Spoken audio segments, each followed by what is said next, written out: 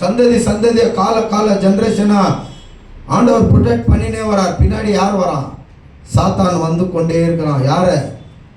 அந்த மெர்சியா இயேசு கிறிஸ்துவை கொல்லும்படி, இயேசு கிறிஸ்துவை பொறுக்க செய்யாதபடி, கருவிலே அழிக்கும்படி அவன் பின்னாடியே தொடர்ந்து வரான். ஹல்லேலூயா.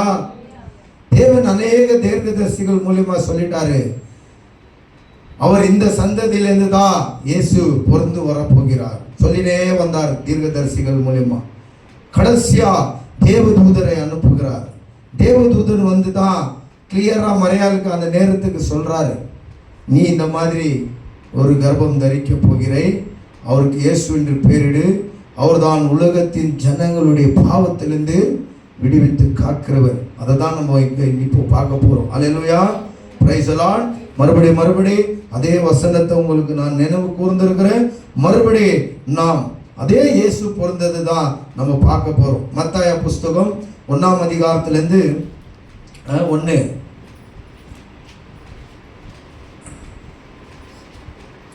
1 படிக்கிறோம். 1:1 படிக்கிறோம் நம்ம. ಯೇಸು ಕ್ರಿಸ್ತನ ವಂಶಾವಳಿಯು ಆತನು ದಾವೀದನ ವಂಶದವನು. அவர் தாவீதின் வம்சத்தார். தாவீதನು ஆபிரகாமನ. நல்லா கவனிங்க. தாவீது ஆபிரகாம் வம்சத்தார். அப்படி போகுது பின்னாடி. ஆபிரகாமನು ஈசாಕನನ್ನು ಪಡೆದನು. இப்போ பாருங்க, இப்படி முன்னாடி வருது. ஆபிரகாம் ஈசாக்கை பெற்றார். ஈசாಕನು ಯಾಕೋಬನನ್ನು ಪಡೆದನು. ஈசாக்கு யாக்கோபை பெற்றார். ಯಾಕೋಬನು ಯೆಹೂದನನ್ನು ಅವನ ಅಣ್ಣ ತಮ್ಮಂದಿರನ್ನು ಪಡೆದನು. யாக்கோபு யெகோதா அவங்களுடைய அண்ணன் தம்பி யோசேப்பை எல்லாரையும் படிக்கிறார். ಯೆಹೂದನು ತಾಮಾರರಲ್ಲಿ ಪೆರೆಚನನ್ನು ಜೆಹರವನ್ನು ಪಡೆದನು. ಓದ್ಕೊಂಡು ಹೋಗಿ ಹಂಗೆ. ಪೆರೆಚನು ಯೆಸ್ರೋನನ್ನು ಪಡೆದನು. ಯೆಚ್ರೋನನು ಆರಾಮನನ್ನು ಪಡೆದನು. ಆರಾಮನು ಅಮ್ಮಿನಾದಾಬನನ್ನು ಪಡೆದನು. ಅಮ್ಮಿನಾದಾಬನು ನಹೋಷೋನನನ್ನು ಪಡೆದನು. ನಹೋಷೋನನು ಸೊಲೊಮೋನನ್ನು ಪಡೆದನು. ಸೊಲೊಮೋನನು ರಾಹಾಬರಲ್ಲಿ ಬೋವಾಜನನ್ನು ಪಡೆದನು. ಬೋವಾಜನು ರೂತರಲ್ಲಿ ಒಬೇದನನ್ನು ಪಡೆದನು. ಒಬೇದನು ಇಷಯನನ್ನು ಪಡೆದನು. ಇಷಯನು ಅರಸನಾದ ದಾವೀದನನ್ನು ಪಡೆದನು. ದಾವೀದನು இங்க ஆபிரகாம் சந்ததியிலிருந்து அப்படியே வரும்போது அந்த ஈசாயா என்கிறவர் தாவீதை பெற்றிருக்கிறார். அவர் இஸ்ரேல் ஜனங்களுக்கு அவர் ராஜாவா மாறுகிறார். அல்லேலூயா. இந்த தாவீது யார் என்று நான் இன்னொரு நாள் சொல்றேன். அவர் ஆடு மேய்ச்சி நின்றவர். ஆண்டவர் இந்த ஜனங்களுக்கு ராஜாவாக தேர்ந்தெடுக்கிறார். தேவனால தெரிந்து கொள்ளப்பட்ட மனுஷன் தான் இந்த தாவீது. ದಾವೀದನು ಉರಿಯನ ಹೆಂಡತಿಯಾಗಿದ್ದವಳಲ್ಲಿ ಸೊಲೊಮೋನನನ್ನು ಪಡೆದನು. ಸೊಲೊಮೋನನು ರೆಹಬ್ಬಾಮನನ್ನು ಪಡೆದನು. ರೆಹಬ್ಬಾಮನು ಅರಬಿಯನನ್ನು ಪಡೆದನು. ಅಬಿಯನು ಆಸನನನ್ನು ಪಡೆದನು. ಆತನು ಯೆಹೋಷಿಫಾಗಾಟನನ್ನು ಪಡೆದನು. ಯೆಹೋಷಿಫಾಗಾಟನು ಯೆಹೋರಾಮನನ್ನು ಪಡೆದನು. ಯೆಹೋರಾಮನು ಉಜ್ಜಿಯನನ್ನು ಪಡೆದನು. ಉಜ್ಜಿಯನು ಯೆಕೋಮಾನನ್ನು ಪಡೆದನು. ಯೆಕೋಮಾನು ಆಹಾಜನನ್ನು ಪಡೆದನು. ಆಹಾಜನನು ಇಜ್ಜಿಯನನ್ನು ಪಡೆದನು. ಇಜ್ಜಿಯನು ಮನಸ್ಸೆಯನ್ನು ಪಡೆದನು. ಮನಸ್ಸೆಯು ಆಮೋನನ್ನು ಪಡೆದನು. ಆಮೋನನು ಯೋಷಿಯಾನನ್ನು ಪಡೆದನು. ಪ್ರಜೆಯು ಬಾಬೇಲಿಗೆ ಸೆರೆ ಹೋದ ಸಮಯದಲ್ಲಿ ಯೆಶೀಯನು ಯೋಕ್ಯಾಹನನ್ನು ಪಡೆದನು. ಅವನ ಅಣ್ಣ ತಮ್ಮಂದಿರನ್ನು ಪಡೆದನು. ಬಾಬೇಲಿಗೆ ಸೆರೆ ಹೋದ ಮೇಲೆ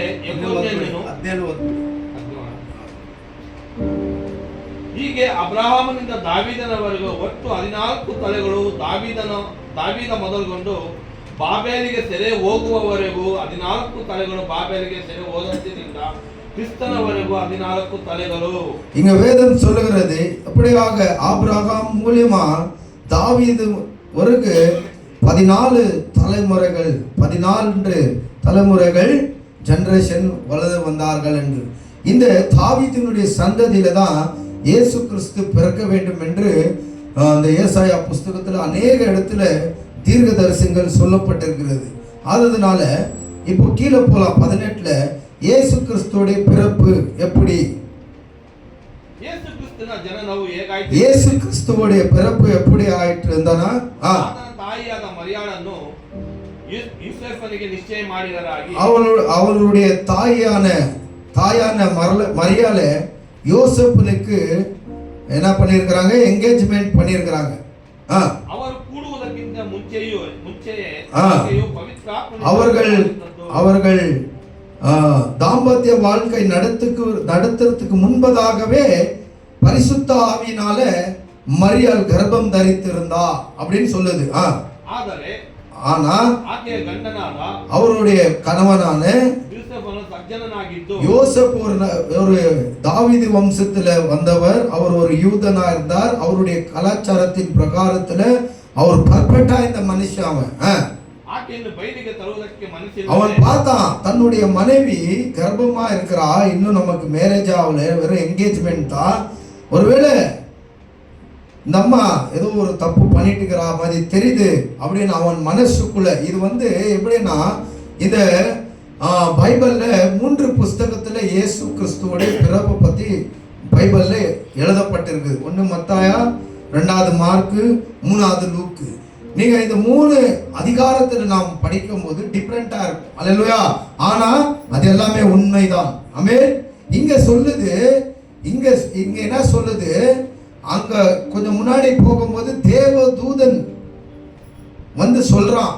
சொன்ன பிறகுதான் இந்த கர்ப்பமெல்லாம் தரிக்குது. இங்க என்ன சொல்லுது, முன்னாடியே கொடுக்கப்படுகிறது. இயேசு எப்படி பிறந்தார் என்று கொடுக்கப்படுகிறது. அல்லேலூயா. இயேசு எப்படி பிறந்தார் என்று கொடுக்கப்படுகிறது. இப்போ உதாரணத்துக்கு ஒரு வார்த்தை சொல்றேன். எப்படி சொல்றது, இப்போ நான் கேலண்டர் பண்றேன் இல்லையா, இந்த கேலண்டர் பண்ணும்போது அதுல அட்ரஸ், பேரு எல்லாம் கொடுக்கணும். நம்ம சர்ச் இது எல்லாம் அப்பதான் அவங்க பிரிண்ட் பண்ணி தராங்க. இப்போ கொடுக்கறதுக்கு முன்னாடி நான் என்ன தரேன், டீட்டெயில் தரேன். இது எப்படி வரணும் எனக்கு அண்டு ஒரு செய்தியா அவனுக்கு சொல்றேன். யாருக்கு? Printing press. கரெக்டா? ஆனா அது இன்னும் உருவாகல.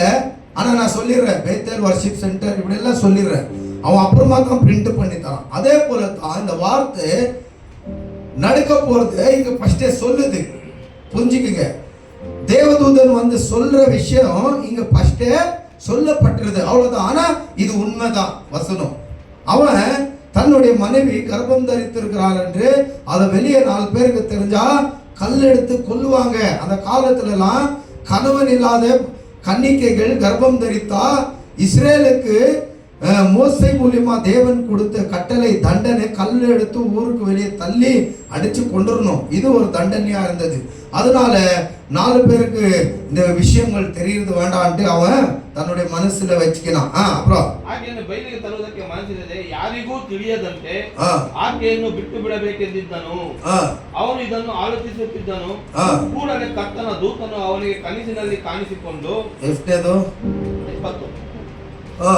இப்போ பாருங்க, கூடவே கர்த்தன தூதனோ அவனுக்கு கனசிನಲ್ಲಿ காணிசிக்கொண்டு அவன் என்ன யோசிக்கிறான், இது 4 பேருக்கு தெரிஞ்ச அசிங்கம் ஆயிடும், கல் எடுத்து கொல்வாங்க, நம்ம என்ன பண்ணலாம், மொல்லுமா இந்த அம்மாவை கழட்டி விட்டுடலாம், யாருக்கு தெரியாத நானும் விட்டுடலாம் அப்படின்னு யோசிக்கும் போது உடனே தேவதூதன் தாவீதின் வம்சத்தவனே. இப்போ ஒரு நிமிஷம், ஏற்கனவே தீர்க்கதரிசி மூலமா இயேசு எந்த வம்சத்துல பிறக்கணும் என்று சொல்லியிருந்தாருன்னா தாவீதின் வம்சத்துல பிறக்கணும். தாவீதின் யார் வம்சத்தார்? ஆபிரகாம் வம்சத்தார். ஆபிரகாம் யார் வம்சத்தார்? நோவாக்கு பிறந்த 3வது சந்ததியில ஒரு சந்ததி. அந்த நோவாக்கு பிறந்த மகன் யார் சந்ததினா நோவா சந்ததி. நோவா யார் சந்ததினா காயின் சந்ததி. காயின் யார் சந்ததினா ஆதாம் ஏவாள் புள்ள அவன். அல்லேலூயா. இப்படிதான் போகுது. இப்போ ஆண்டவர் சொன்னது போல யூதர்கள் ஆபிரகாம் தாவீது சந்ததியிலிருந்து இயேசு பிறக்க வேண்டும். இப்போ இவர் யாரா இருக்கிறார்? யோசேப்பு தாவீதின் சந்ததியா இருக்கிறார். இப்போ மரியாளுக்கு கணவனா இவர் இருந்தா அப்போ இயேசுக்கு இவர் தகப்பனா மாறணும் இல்லையா? அதுதான் தேவன் சொன்ன தீர்க்க தரிசன வார்த்தைகள். அப்புறம் தாவீதின் வம்சதவனே, ನಿನ್ನ ಹೆಂಡತಿಯಾದ ಮರಿಯಳನ್ನು உன்னுடைய மனைவியான மரியாளை ಸೇರಿಸಿಕೊಳ್ಳುವುದಕ್ಕೆ ಅಂಜಬೇಡ, நீ சேர்த்துக்கொள்ள நீ பயப்படாத. ಆಕೆಯ ಗರ್ಭವು அந்த அவளுடைய கர்ப்பமோ ಪವಿತ್ರಾತ್ಮದಿಂದಲೇ பரிசுத்த ஆவியினால உண்டாக்கப்பட்டது. ಆಕೆಯು ಒಬ್ಬ ಮಗನನ್ನು இப்ப சொல்றார், அவள் ஒரு பிள்ளையை பெற்றெடுக்கிறார், ನೀನು ಆತನಿಗೆ ಯೇಸು நீ அவருக்கு இயேசு என்று பெயரிடு. ಯಾಕಂದರೆ ஏனென்றால் ಆತನೇ ತನ್ನ ಜನರನ್ನು அவரே தன்னுடைய ஜனங்களை ಅವರ ಪಾಪಗಳಿಂದ ಬಿಡಿಸಿ அவர்களுடைய பாவத்திலிருந்து ಕಾಯುವನು ಅಂದನು, விடுவித்து காப்பாற்றுவார் என்று சொன்னார். அல்லேலூயா. இயேசு வந்தது எதுக்கு? ஜனங்களுடைய பாவத்திலிருந்து மீட்டெடுக்கிறதுக்கு தான் இயேசு வந்தார். பாவம் எப்படி வந்தது ஜனத்துக்கு? ஆதாம் ஏவாள் செஞ்ச பாவம் அவங்களுக்கு அவங்க மூலியமா பிறந்த யாவருக்கும் பாவம். அப்ப நீங்க கேட்கலாம், இயேசு கூட அவங்க சந்ததியில தானே பிறந்தார், அப்போ ஏன் இயேசுக்கு பாவம் இல்லை? வேதம் என்ன சொல்லுது? நல்லா கவனிங்க. அதே வசனத்துல 20 படிங்க. ಅವನು ಇದನ್ನು ಆಲೋಚಿಸುತ್ತಿದ್ದನು. ಕೂಡಲೇ ಕರ್ತನ உடனே கர்த்தருடைய தூதன் ஒருவன் ಅವನಿಗೆ ಕನಸಿನಲ್ಲಿ ಕಾಣಿಸಿಕೊಂಡು அவனுக்கு கனவுல வந்து, யோசேப்பே, தாவீதின் வம்சத்தாரே, ನಿನ್ನ ಹೆಂಡತಿಯಾದ ಮರಿಯಳನ್ನು உன்னுடைய மனைவியான மரியாளை ಸೇರಿಸಿಕೊಳ್ಳುವುದಕ್ಕೆ ಅಂಜಬೇಡ, சேர்த்துக் கொள்வதற்கு நீ பயப்படாதீரு.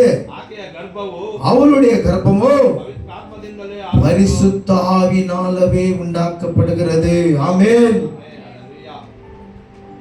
ஆணு பெண்ணுக்கு சம்பந்தப்பட்டு இல்லைங்க, பரிசுத்த ஆவியிலே அந்த கர்ப்பப்பையில தேவ ஆவியானவர் கிரியை செய்கிறார். ஒரு சின்ன தூசியா, ஒரு சின்ன புழுவா, அப்படியே அது குழந்தையா, அப்படியே அது வளருது. இதை செய்து கொண்டு இருக்கிறது யார் தெரியுமா? தேவ ஆவியானவர். அல்லேலூயா. மரியாதை டிஎன்ஏ இல்ல அந்த குழந்தைக்குள்ள. மரியாதை ஒருவேளை டிஎன்ஏ செலுத்தப்பட்டிருந்தா இயேசுக்குள்ள பாவம் இருந்திருக்கும். ஏன்னா மரியாளுடைய சரீரத்திலே என்ன ஆழ்ந்து இருக்குதுன்னு பார்த்தா, ஆதாம் ஏவாள் செய்த பாவத்தின் ரத்தம் ஆழ்ந்து கொண்டிருக்கிறது. ஆனா தேவன் ஏன் அவளை தேர்ந்தெடுக்கிறாருன்னா, அவளுடைய குணாதிசயங்கள் அற்புதமா, அப்படின்னா தேவனுக்கு பிடிச்ச மாதிரி இருந்தது. இன்னைக்கு பாருங்க, நான் ஒன்று சொல்றேன், வேதம் சொல்லுகிறது, போல் சொல்றார், நாம் தேவன் எதை நமக்கு செய்ய சொல்றாரோ அது நம்மளால செய்ய முடிய மாட்டேங்குது. அவர் எதை செய்யாதன்றமா நாம் செய்யறோம். ஏன் செய்யறோம்னா, நமக்குள்ள இந்த சரீரத்துக்குள்ள அந்த பாவத்தின் ரத்தம் ஆளுகையா இருக்கிறது. இந்த சரீரத்துக்குள்ள அந்த ரத்தம் ஆளுகா இருக்கிற மட்டும் நாம் பாவிகள் தான். ஆனா விசுவாசத்துக்குள்ள இயேசுவை நம்பியதுனால நம்ம பாவிகள் அல்ல. ஏன்னா இயேசுக்கு நல்லா தெரியும், இந்த ஜனங்க பாவம் செய்யல, அவன் ஒருவன் பாவம் செய்ததுனால எல்லா ஜனத்துக்கு பாவம் நிரம்பினது என்று இயேசுக்கு நல்லா தெரியும். அது விசுவாசத்துக்குள்ள நமக்கு அந்த பாவம் நீங்குது என்று விசுவாசத்துக்குள்ள நம்ம கொண்டு வரும்படியே தான் ஆண்டவராக இயேசு கிறிஸ்து கல்வாரி சிலுவையில பலியாடாக நான் வெட்டப்படுகிறேன். ஏன்னா ஒரு பாவத்துக்கு பச்சாத்தாபம், பரிதாபம், அப்படின்னா பாவ மன்னிப்புக்கு ஒரு ஆடை மாடை பலி பண்ணுவாங்க. அதனால நானே பலியாயிடுறேன். நீங்க விசுவாசத்துக்குள்ள உங்கள் பாவங்கள் மன்னிக்கப்பட்டிருக்கிறது, கழுவப்பட்டிருக்கிறது நீங்கள் நம்புகின்றதான் இயேசு பலியாட அவர் மரித்து போனார். அதே போல அந்த மரியாதை சரீரத்துக்குள்ள டிஎன்ஏக்குள்ள ஆதாம் ஏவாளுடைய ரத்தம் உண்டு, ஆனா அதுக்குள்ள பாவம் உண்டு. ஆனா அவளுடைய குணாதிசயங்கள் தேவனுக்கு பிரியமா இருந்தது. ஆமென். இன்னைக்கு நான் ஊழியர் செய்றேன், நல்லா கவனிங்க, நான் ஊழியர் செய்றேன், உங்களுக்கு சத்திய வசனத்தை பேசுறேன், சத்திய உள்ள தேவனை ஆராதிக்கிறேன், நான் கோவப்படுறது இல்லையா? கோவத்தில் ஏதோ ஒரு கெட்ட வார்த்தை பேசுறது இல்லையா? யாரையோ என் பிள்ளைங்கள யாரையோ பேசுறேன்னா இல்லையா? கோவப்படுறது இல்லையா? படுறதானே? ஏன்னா இந்த சரீரத்தில் ரத்தம் உண்டு, ஆனா விசுவாசத்துல என் பாவம் கழுவப்பட்டிருக்கு. தன்னுடைய இயேசு என்று பேரிடு, ஏனென்றால் அந்த பேருடைய அர்த்தம் தன்னுடைய ஜனங்களை அந்த பாவத்திலிருந்து விடுவிக்க வரார். அப்போ விசுவாசத்துக்குள்ள என்னுடைய பாவம் கழுவப்பட்டிருக்குது. ஆனா இந்த சரீரம் மண்ணுக்கு மண்ணா போகிற மட்டும் இந்த சரீரத்துல பாவம் இருந்தே இருக்கும். அதே போல மரியாளுடைய சரீரத்துல டிஎன்ஏல பாவம் இருக்கிறது. ஆனா இயேசு மரியாளுடைய டிஎன்ஏல அவர் பொருட்கள பரிசுத்த ஆவியினால பிறந்தார். அல்லேலூயா. எல்லாம் யோசிக்கிறீங்களா? தொப்புள் பை, குடல், இதெல்லாம் கனெக்ட் எப்படி, அதெல்லாம் நீங்க யோசிக்காதீங்க. அதெல்லாம் வச்ச தேவனுக்கு தெரியும். ஆமென். தேவன் தானே வச்சார் மனுஷனுக்குள்ள எது எங்கெங்க எப்படி எப்படி இருக்கணும் வச்சு அவங்களை ஆசீர்வதிச்சார் என்று வேதம் சொல்லுகிறது. யோசிக்க போவாதீங்க. ஜாஸ்தி யோசித்தா லூசிபருடைய ஆவி நம்மளை கிரியை செய்ய ஆரம்பிச்சிடும். அல்லேலூயா. Praise the lord. இன்னைக்கு ஞானிகள் நிறைய யோசிக்கிறாங்க. சந்திர மண்டபத்தில் என்ன ஆகுது, சூரியனை கிட்ட என்ன ஆகுது, போய் எல்லா ஆண்டவர் படைச்சதை, ஆண்டவர் சரியாக உருவாக்கி வச்சதை நோண்டிட்டு வரான். இப்போ என்ன ஆகுது? இது இந்த அதனால எல்லாமே அழிய போகுது. எல்லாம் வேதம் அப்போஸ்தலர் நடவடிக்கையில சொல்லுது, சூரிய சந்திர எல்லா அந்த என்ன சொல்லுது, சுஷ்டிகள் டிஸ்டர்ப் ஆயிட்டு இருக்குதான். மனுஷன் மூலியமா எல்லா சுஷ்டிகள் டிஸ்டர்ப் ஆயிட்டு இருக்குது. அல்லேலூயா. எல்லாம் போய் நோண்டி அதாவது அங்கங்க கிட்டோன்னு தேவன் வச்சார் வார்த்தையால. இவன் போய் கையால தொட்டு அதை எதோ பண்ணி எல்லாம் நோண்டி விடுறான். வேதம் சொல்லுகிறது, சுஷ்டிகள் எல்லாம் மனுஷன் மூலியமா கலவலா கொண்டிது. அப்படின்னா அது கன்ஃபியூஷன் ஆயிட்டு இருக்குது. அல்லேலூயா. அதனால நான் ரொம்ப கன்ஃபியூஷன் ஆகிறது வேண்டாம். இது உண்மை, சத்தியம். பரிசுத்த ஆவியில அந்த அம்மா கர்ப்பம் தரித்து ஆவியானவரே உள்ள அந்த குழந்தையை உருவாக்குறார். Amen. Praise the lord. Praise the lord. சாக்கு 25 முட்டை படிச்சிட்டீங்களா? ஓதி பாருங்க. தேவன் தீர்க்கதரிசிகள் மூலியமா சொன்ன வார்த்தை இது நிறைவேறும்படியாக இதெல்லாம் நடந்தது. அது அந்த வார்த்தை என்னவென்றால், இதோ ஒரு கன்னிகை கர்ப்பம் தரித்து குமாரனை பெறுவாய், அவருக்கு இம்மானுவேல் என்று இயேசு பேரு. எங்க? ஏசாயா 7:14 படிங்க. ஏசாயா 7:14 படிங்க.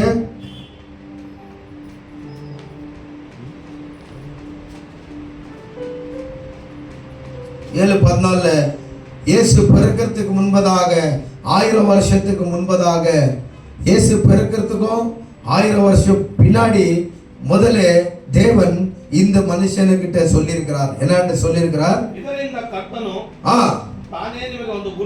இதனால தேவன் அவரே ஒரு அடையாளத்தை கொடுக்கிறார். இதோ ஒரு கன்னிகையோ கர்ப்பம் தரித்து பிள்ளையை பெற்றெடுக்கிறார், அவருக்கு இம்மானுவேல் என்று பெயரிடு. ஆமென். படிங்க, முன்னாடி படிங்க. அவர் கெடுதல் வேண்டாம், நல்லதே வேண்டும் என்ற அளவுக்கு அவர் ஞானம் உள்ளவர் ஆகுவார். அவர் தைரியம் தேனியும் அவர் என்ன செய்யறாரா? என்ன செய்யறாரு? எப்போ? குழந்தையில இருக்கும்போது. அல்லேலூயா. மரியாள் வந்து தாய்ப்பாலெல்லாம் இயேசுக்கு கொடுக்கல. அந்த தாய்ப்பாலில் கூட என்ன இருக்குது? பாவம் நிரம்பி இருக்கிறது. ஒருவேளை தாய்ப்பால இயேசு குடிச்சிருந்தா இயேசுக்குள்ள பாவம் அடக்கமா இருந்திருக்கும். பாவிகளுடைய பாவத்தை அவர் மன்னிக்க முடியாத ஆயிட்டு இருக்கும். அதனால அவர் பொருந்து கர்ப்பத்திலிருந்து வெளியே வந்து வளர்ற நாட்கள் மட்டும் அவர் என்ன சாப்பிட்டார் என்று வேதம் சொல்கிறது? தேனு, காட்டுல இருக்கிற தேனும் தயிர், இது ரெண்டுத்தை தான் அவர் யூஸ் பண்ணிட்டு வந்தார். அல்லேலூயா. வளர்ந்த பிறகு ரொட்டியை சாப்பிட ஆரம்பிச்சார். Praise the lord. ஆமென். நல்லா யோசிங்க இந்த வார்த்தையை. 25 முட்டை படிங்க.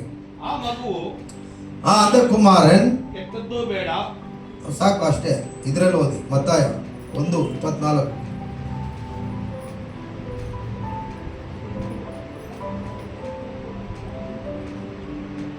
ಆಗ ಯೋಸೇಫನು ನಿದ್ದೆ ತಿಳಿದೆದ್ದು ಆತನಿಗೆ ಇಮ್ಮಾನುವೇಲ್ ಎಂದು ಹೆಸರಿಡುವರು ಎಂಬುದು ದೇವರು ನಮ್ಮ ಕೂಡ ಇದ್ದಾನೆಂದು ಈ ಹೆಸರಿನ ಅರ್ಥ.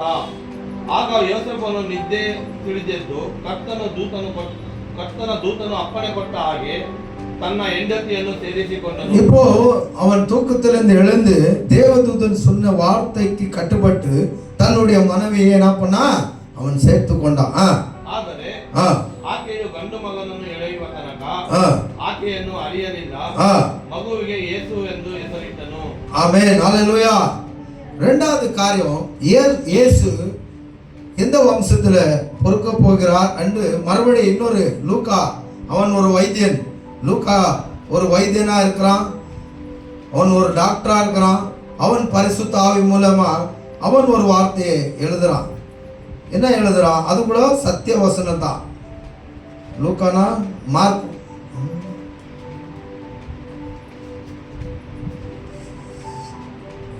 ಮಾರ್ಕ್ 3ನೇ ಅಧ್ಯಾಯ ನೋಡಿ. ಸಾರಿ, ಮಾರ್ಕ್ 3ஆம் அதிகாரத்தில் பாருங்க. மார்க் 3ல இல்லைன்னா லூக்கால இருக்கும். 3:23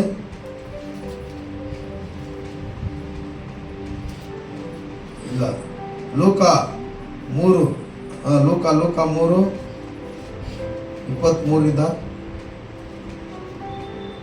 ಯೇಸು ಉಪದೇಶ ಮಾಡುವುದಕ್ಕೆ ಪ್ರಾರಂಭಿಸಿದಾಗ ಹೆಚ್ಚು ಕಡಿಮೆ 30 ವರ್ಷದವನಾಗಿದ್ದನು.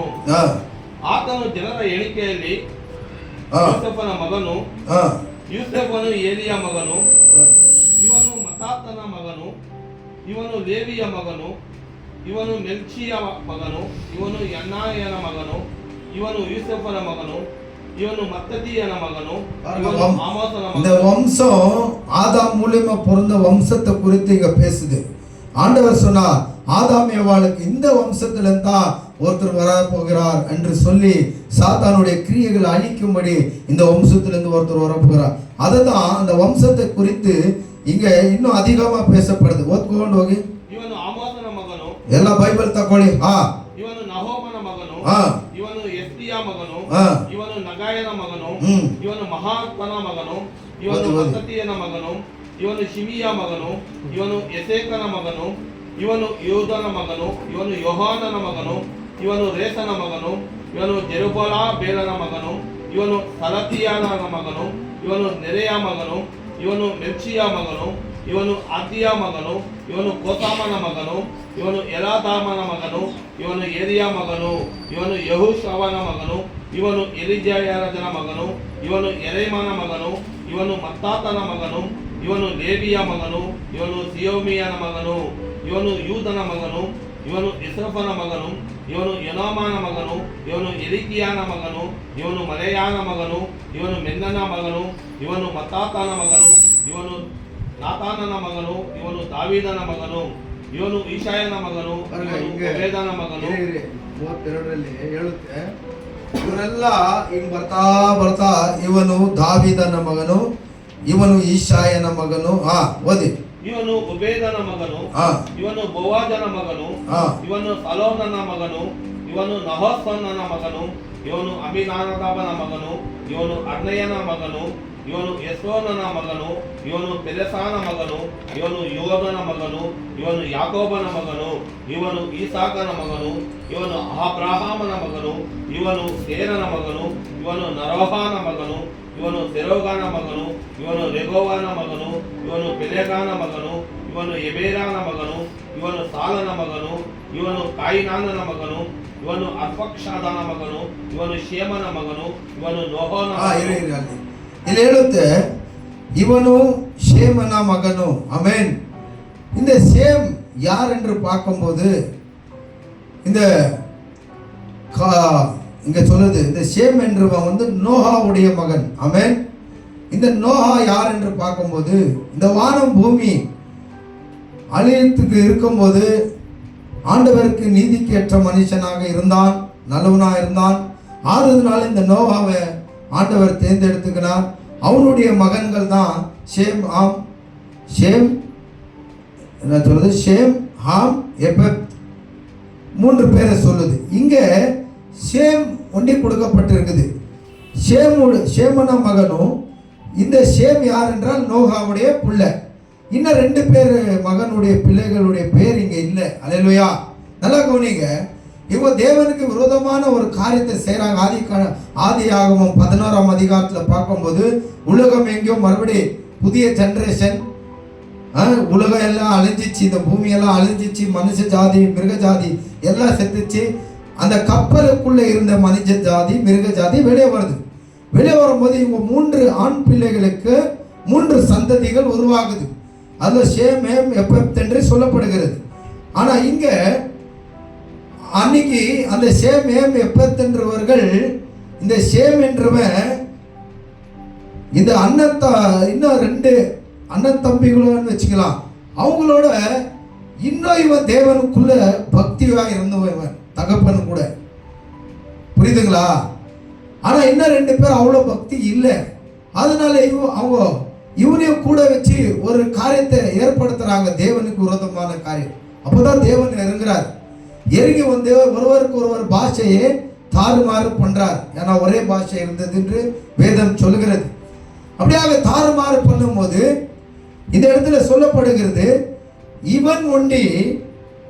இவனை ஒண்டி தேவன் தேர்ந்தெடுத்துக்கிறார். மறுபடி மிச்ச பேரெல்லாம் விட்டுறார், அவன் அங்கங்க போயிட்டான். ஆனா இவனை தேவன் தேர்ந்தெடுத்துக்கின்னு இவன் மூலியமாக தான் யார் வராங்கன்னா ஆபிரகாம், ஈசாக் எல்லாம் வராங்க, சந்ததி வருது. அதுதான் இவனுடைய ஒரே ஒரு பேர் தான் வேதத்துல கொடுக்கப்படுகிறது. இன்னைக்கு நம்ம ஒரு ஸ்கிரிப்ட் பண்ணியிருந்தா தெரியுமா? அன்னைக்கு இங்க ஜீவ புஸ்தகம் ஜீசஸ் வரார்.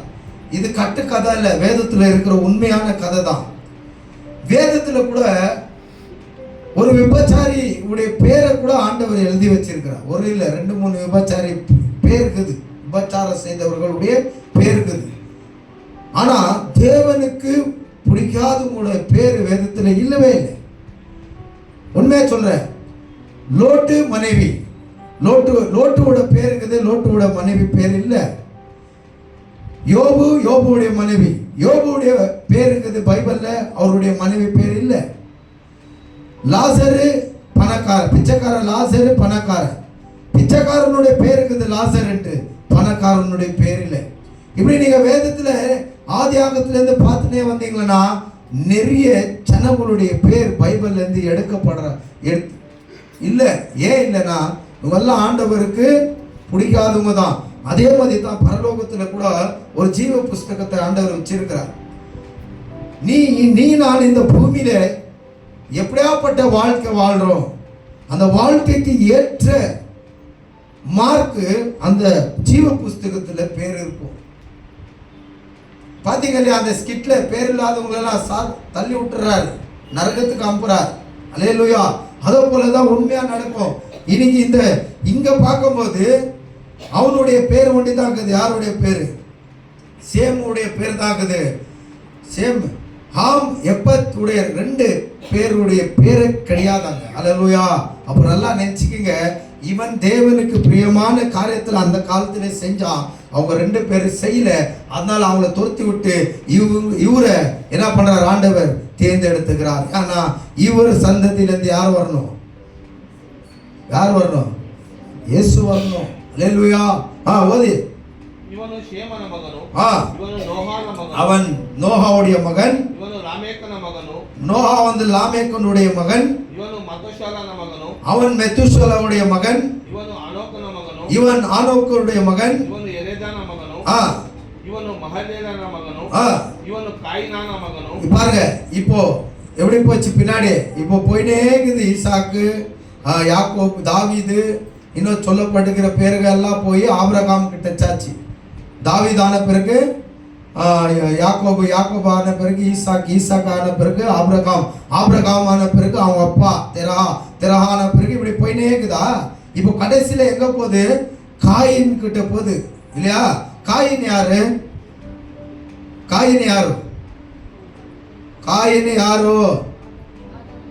ಅದು ಯಾಕೆ ಕಷ್ಟಪಟ್ಟು ಹೇಳ್ತೀರಾ? ಕಾಯಿನ್ ಅಂದ್ರೆ ಆ ಚಿಲ್ಲರೆ ಕಾಸನ್ನ ಜ್ಞಾಪನ ಮಾಡ್ಕೊಳ್ಳಿ. ಚಿಲ್ಲರೆ ಅವನು, ಆಮೇನ್, அல்லேலூயா. சில்லறை அவன் தான் ஃபர்ஸ்ட் இந்த பூமியில ஒரு ஆண் ஒரு பெண்ணுக்கு பிறந்தவன் அவன் தான். யாரு?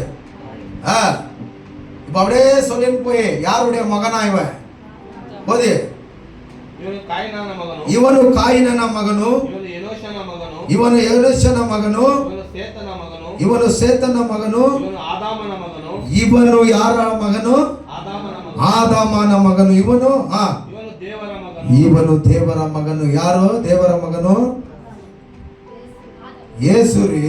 ಆದಾಮ ಬರಲ್ಲ ದೇವರಿಗೆ, ದೇವ್ರ ಮಗನಾಗಿ ಆದಾಮ ಬರಲ್ಲ. ಹಲ್ಲೆಲೂಯಾ. ದೇವ್ರ ಮಗನಾಗಿ ಯಾರು ಬರಲ್ಲ?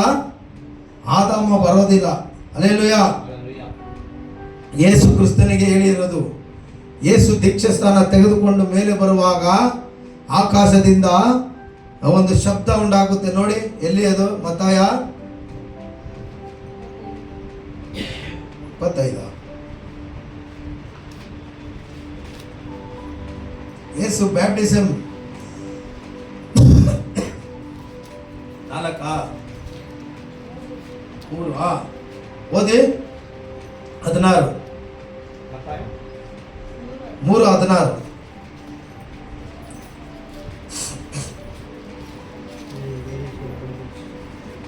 ಯೇಸು ಸ್ನಾನ ಮಾಡಿಸಿಕೊಂಡ ಕೂಡಲೇ ನೀರಿನಿಂದ ಮೇಲಕ್ಕೆ ಬರಲು ಇಗೋ ಆತನಿಗೆ ಆಕಾಶವು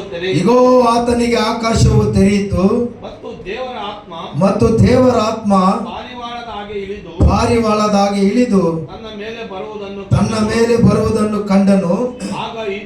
ಆಗ ಈತನು ಪ್ರಿಯನಾಗಿರುವ ನನ್ನ ಮಗನು, ஈத்தனன்னு நான் மெச்சித்தேனே. ஹல்லேலூயா. ஒரு மனுஷனை ஆண்டவர் சொல்லல, ஆதாமை சொல்லல, இயேசு கிறிஸ்துவை தான் ஆண்டவர் சொன்னார், இவர் தேவனுடைய மகன். ஆமென். ஹல்லேலூயா. இவர் அந்த ஆதாமுடைய வம்சத்துல வர வேண்டும் என்று ஆண்டவர் ஏற்கனவே பல ஆயிரம் வருஷங்களுக்கு முன்பதாக வாக்குத்தத்தத்தை பண்ணியிருந்தார். அந்த வாக்குத்தத்தத்தின் பிரகாரம் அநேக தேவ தூதர்கள் தீர்க்கதரிசிகள் மூலமா சொல்லப்பட்ட வசனத்தின் பிரகாரம் தேவதூதன் வந்து இங்க மரியாளுக்கும் யோசேப்புக்கு சொல்றார். அப்புறமா அவங்க வம்ச வரலாறு லூக்கா தேவன் ஆவியில நிரம்பப்பட்டு அவன் எழுதும் போது ஆதாமுடைய வம்சத்துக்கு கொண்டு போகுது. யார? இயேசு எந்த வம்சத்தார் என்று இந்த வசனம் ஆதாம் கிட்ட கொண்டு போகுது. அல்லேலூயா. பல ஆயிரம் வருஷங்கள், பல ஆயிரம் ஜெனரேஷன்கள், அல்லேலூயா, கொண்டு போது அந்த வசனம் சத்தியம் என்று நமக்கு தெரியப்படுத்தும்படி தேவ ஆவியானவர் அவர்களை கொண்டு இந்த வசனத்தை எழுதினார். ஆமென். ஒரு ஆமென் சொல்லுவோமா? ஒரு அல்லேலூயா சொல்லுவோமா? ಈ ಯೇಸು ಆಬ್ರಹಾಮನ ಸಂತತಿಯಲ್ಲಿ ಹುಟ್ಟಬೇಕಾಗಿತ್ತು. அல்லேலூயா. ಯೇಸು ಆಬ್ರಹಾಮುடைய ಸಂತತಿயிலே பிறக்க வேண்டும். ನಂತರ ஈசாக்கு, ಆಮೇಲೆ ಯಾಕೋಬು, ಆಮೇಲೆ தாவீது மட்டும் போது. தாவீது தான் கடைசி. இஸ்ரேல் ஜனங்களுக்கு தாவீது ராஜாவா மாறுறார். அந்த ஜனங்களை ப்ரொடெக்ட் பண்ண தாவீதை கடைசி ஆண்டவர் நியமிக்கிறார். அந்த சந்ததியிலிருந்து ஆண்டவராக இயேசு கிறிஸ்து வர வேண்டும் என்று அவர் தாவீதை நியமிக்கிறார். அல்லேலூயா. ப்ரொடெக்ட் பண்ணி அந்த தாவீதின் சந்ததியில யோசேப் என்ற ஒரு மனுஷன் மூலமா இயேசு பொறுக்கிறதுக்கு தேவ ஆவியானவர் கிரியை செய்கிறார் அந்த இடத்துல. அல்லேலூயா. Praise the lord. சரி, இயேசுவுடைய பிறப்பை பத்தி நம்ம அந்த ஜோசியர்கள் எல்லாம் இந்த தீர்க்கதரிசிகள், இந்த தேவதூதர்கள் சொன்ன காரியங்கள் எல்லாம் நாம் பார்த்தோம். மறுபடியும் நம்ம பார்க்கிறோம் லூக்கா புஸ்தகத்திலே, லூக்காவா மத்தாயாவா? ஒரு நிமிஷம். 2ನೇ ಅಧ್ಯಾಯ, ಮತ್ತಾಯ 2ನೇ ಅಧ್ಯಾಯ.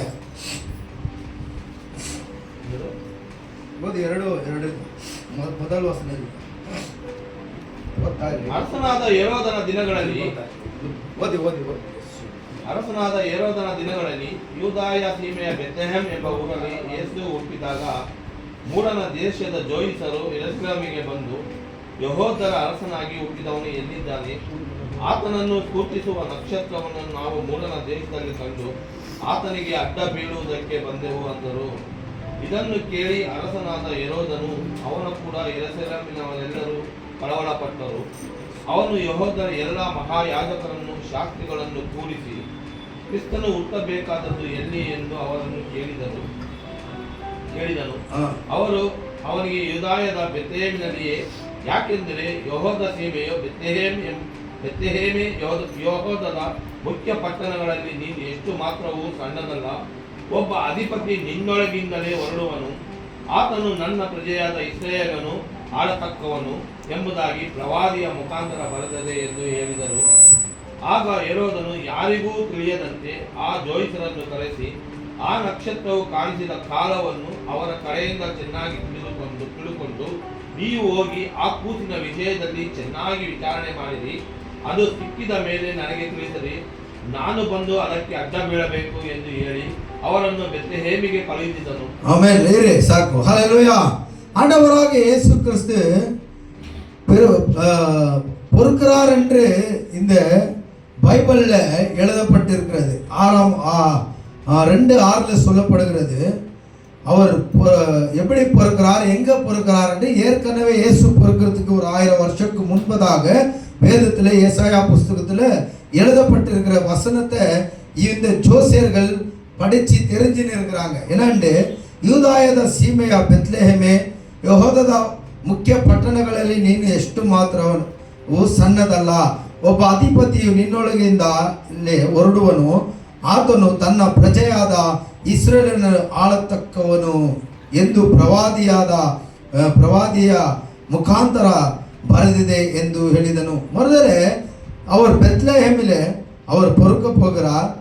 அது பட்டணம் சின்னதா இருந்தாலும் பெருக்க போகிறவர் ரொம்ப பெரியவர். ஆமென். நல்லா கவனிங்க. ஊரு சின்னதா இருந்தாலும், இயேசு பிறந்த ஊரு சின்னதா இருந்தாலும் அங்க பொறுக்க போகிறவர் யாரா இருக்கிறார் என்று சொல்றாங்க. வசனம் என்ன சொல்லுது? பெரியவர். அப்படின்னா அவர்தான் வானத்தையும் பூமியும் சகலத்தையும் உண்டாக்கினவர். அவர் சிறியவர் அல்ல, அவர் பெரியவர். ஆமென். ஆமென் சொல்லுங்க. அல்லேலூயா. ஏன்னா யோவான் 1ஆம் அதிகாரத்தில் சொல்லுது, படிங்க. 1:1 படிங்க. அப்படியே ಒಂದು ಆದಿಯಲ್ಲಿ ವಾಕ್ಯವಿತ್ತು, ಆ ವಾಕ್ಯವು ದೇವರ ಬಳಿಯಲ್ಲಿತ್ತು, ಆ ವಾಕ್ಯವೇ ದೇವರಾಗಿತ್ತು. ಆ ವಾಕ್ಯವೆಂಬವನು ಆದಿಯಲ್ಲಿ ದೇವರ ಬಳಿಯಲ್ಲಿದ್ದನು, ಆತನ ಮೂಲಕವೇ ಸಮಸ್ತವು ಉಂಟಾಯಿತು. ಉಂಟಾಗಿರುವುದರಲ್ಲಿ ಆತನಿಲ್ಲದೆ ಒಂದಾದರೂ ಉಂಟಾಗಲಿಲ್ಲ. ಆ ವಾಕ್ಯ ಎನ್ನುವನು ದೇವರಾಗಿದ್ದನು, ದೇವರ ಬಳಿಯಲ್ಲಿದ್ದನು, ಆತನ ಮೂಲಕ சகலವು உண்டாயிತು. அவருடைய வார்த்தை இல்லாமல் உண்டாக்கப்பட்டவைகளே எதுவுமே உண்டாகலன்னு சொல்லப்படும் போது, அப்போ அந்த சின்ன கிராமத்துல பொறுக்கிற இயேசு பெரியவர் என்று வேதம் சொல்லுகிறது. ஆமென். அல்லேலூயா. அந்த தேவனுக்கு முடிவே இல்லை. அந்த ஜனங்களை ஆள வருகிற இயேசுக்கு முடிவே இல்லை. அவர் இந்த பூமியிலும் இருந்தார், சொன்னார், எல்லாம் பண்ணிட்டார், போனார். இன்னைக்கும் பரலோகத்தில் இருக்கிறார். எல்லா ஜனங்க அங்க போனாலும் அவர் சதா ஆழ்ந்து கொண்டே இருப்பார் அந்த இஸ்ரேல் ஜனங்களை. அப்படின்னா அந்த இஸ்ரேலுக்கு கொடுத்த வாக்கு தத்துவம் இன்னைக்கு நீயே நானும் பெற்று இருக்கிறோம். ஆமென். அல்லேலூயா. Praise the Lord. இஸ்ரேல்னா என்ன? இஸ்ரேல்னா என்ன அப்படின்னு பார்க்கும்போது, யாக்கோபுக்கு தேவன் கொடுத்த ஒரு புதிய பெயர். இனி நீ இஸ்ரேல், நீ யாக்கோபு என்று சொல்லப்படாது, நீ இஸ்ரேல் என்று கூப்பிடப்படுவாய். அவனுக்கு பிறந்த புள்ளிங்க வம்ச வரலாறுலாம் இஸ்ரேல் ஜனங்க, இஸ்ரேல் ஜனங்க என்று சொல்லிக்கொண்டு அன்னிலிருந்து இன்னைக்கு மூட்ட வராங்க. ஆனாலும் அந்த இஸ்ரேல் ஜனங்களுக்காக தான் இயேசுவே வந்தார். அங்க வேத தேவதூதன் சொல்றான் மரியாளுக்கு, நீ அவருக்கு இயேசு என்று பெயரிடு, ஏனெனில் அவர்தான் தன்னுடைய ஜனங்களுடைய பாவத்திலிருந்து விடுதலை ஆக்குவார். அல்லேலூயா. தன்னுடைய ஜனங்கள் யார்? இஸ்ரேல் ஜனங்கள், யூத ஜனங்கள். ஆமென். ஆனா இன்னைக்கு நம்முடைய பாவத்தில் எப்படி ஆண்டவர் நீக்கினாரனா, கலாத்தியர் 3:16 நம்ம படிக்கும் போது, யாரெல்லாம் இயேசு கிறிஸ்துவை நம்பி ஞானஸ்தானத்தை பெற்றீர்களோ அந்த இஸ்ரேல் ஜனங்களுக்கு கொடுக்கப்பட்ட எல்லா வாக்குத்தத்தங்களும் நமக்கு உண்டானது. அப்படின்னா அர்த்தம் என்னன்னா, அவங்க இயேசுக்கு பிள்ளைகள், இயேசு அவர்களுக்கு தகப்பனா இருந்தார். நம்ம இல்ல. என்னைக்கு நம்ம இயேசுவை விசுவாசித்தோமோ, அந்த மத்த யோவான் 1:12 படிங்க. யார் யார் அவரை விசுவாசித்தார்களோ, ஏற்றுக்கொண்டார்களோ, அப்படின்னா அவருடைய பேரில் நம்பிக்கை வைத்தார்களோ அவர்களுக்கு பிள்ளைகளாக அதிகாரத்தை ஆண்டவர் கொடுத்தார். கரங்களை தட்ட மாட்டீங்களா? இன்னைக்கு இயேசுவை நீங்கள் தேவாதி தேவன் என்று நம்பினதுனால தானே இங்க வந்து உட்கார்ந்து நிக்கிறீங்க.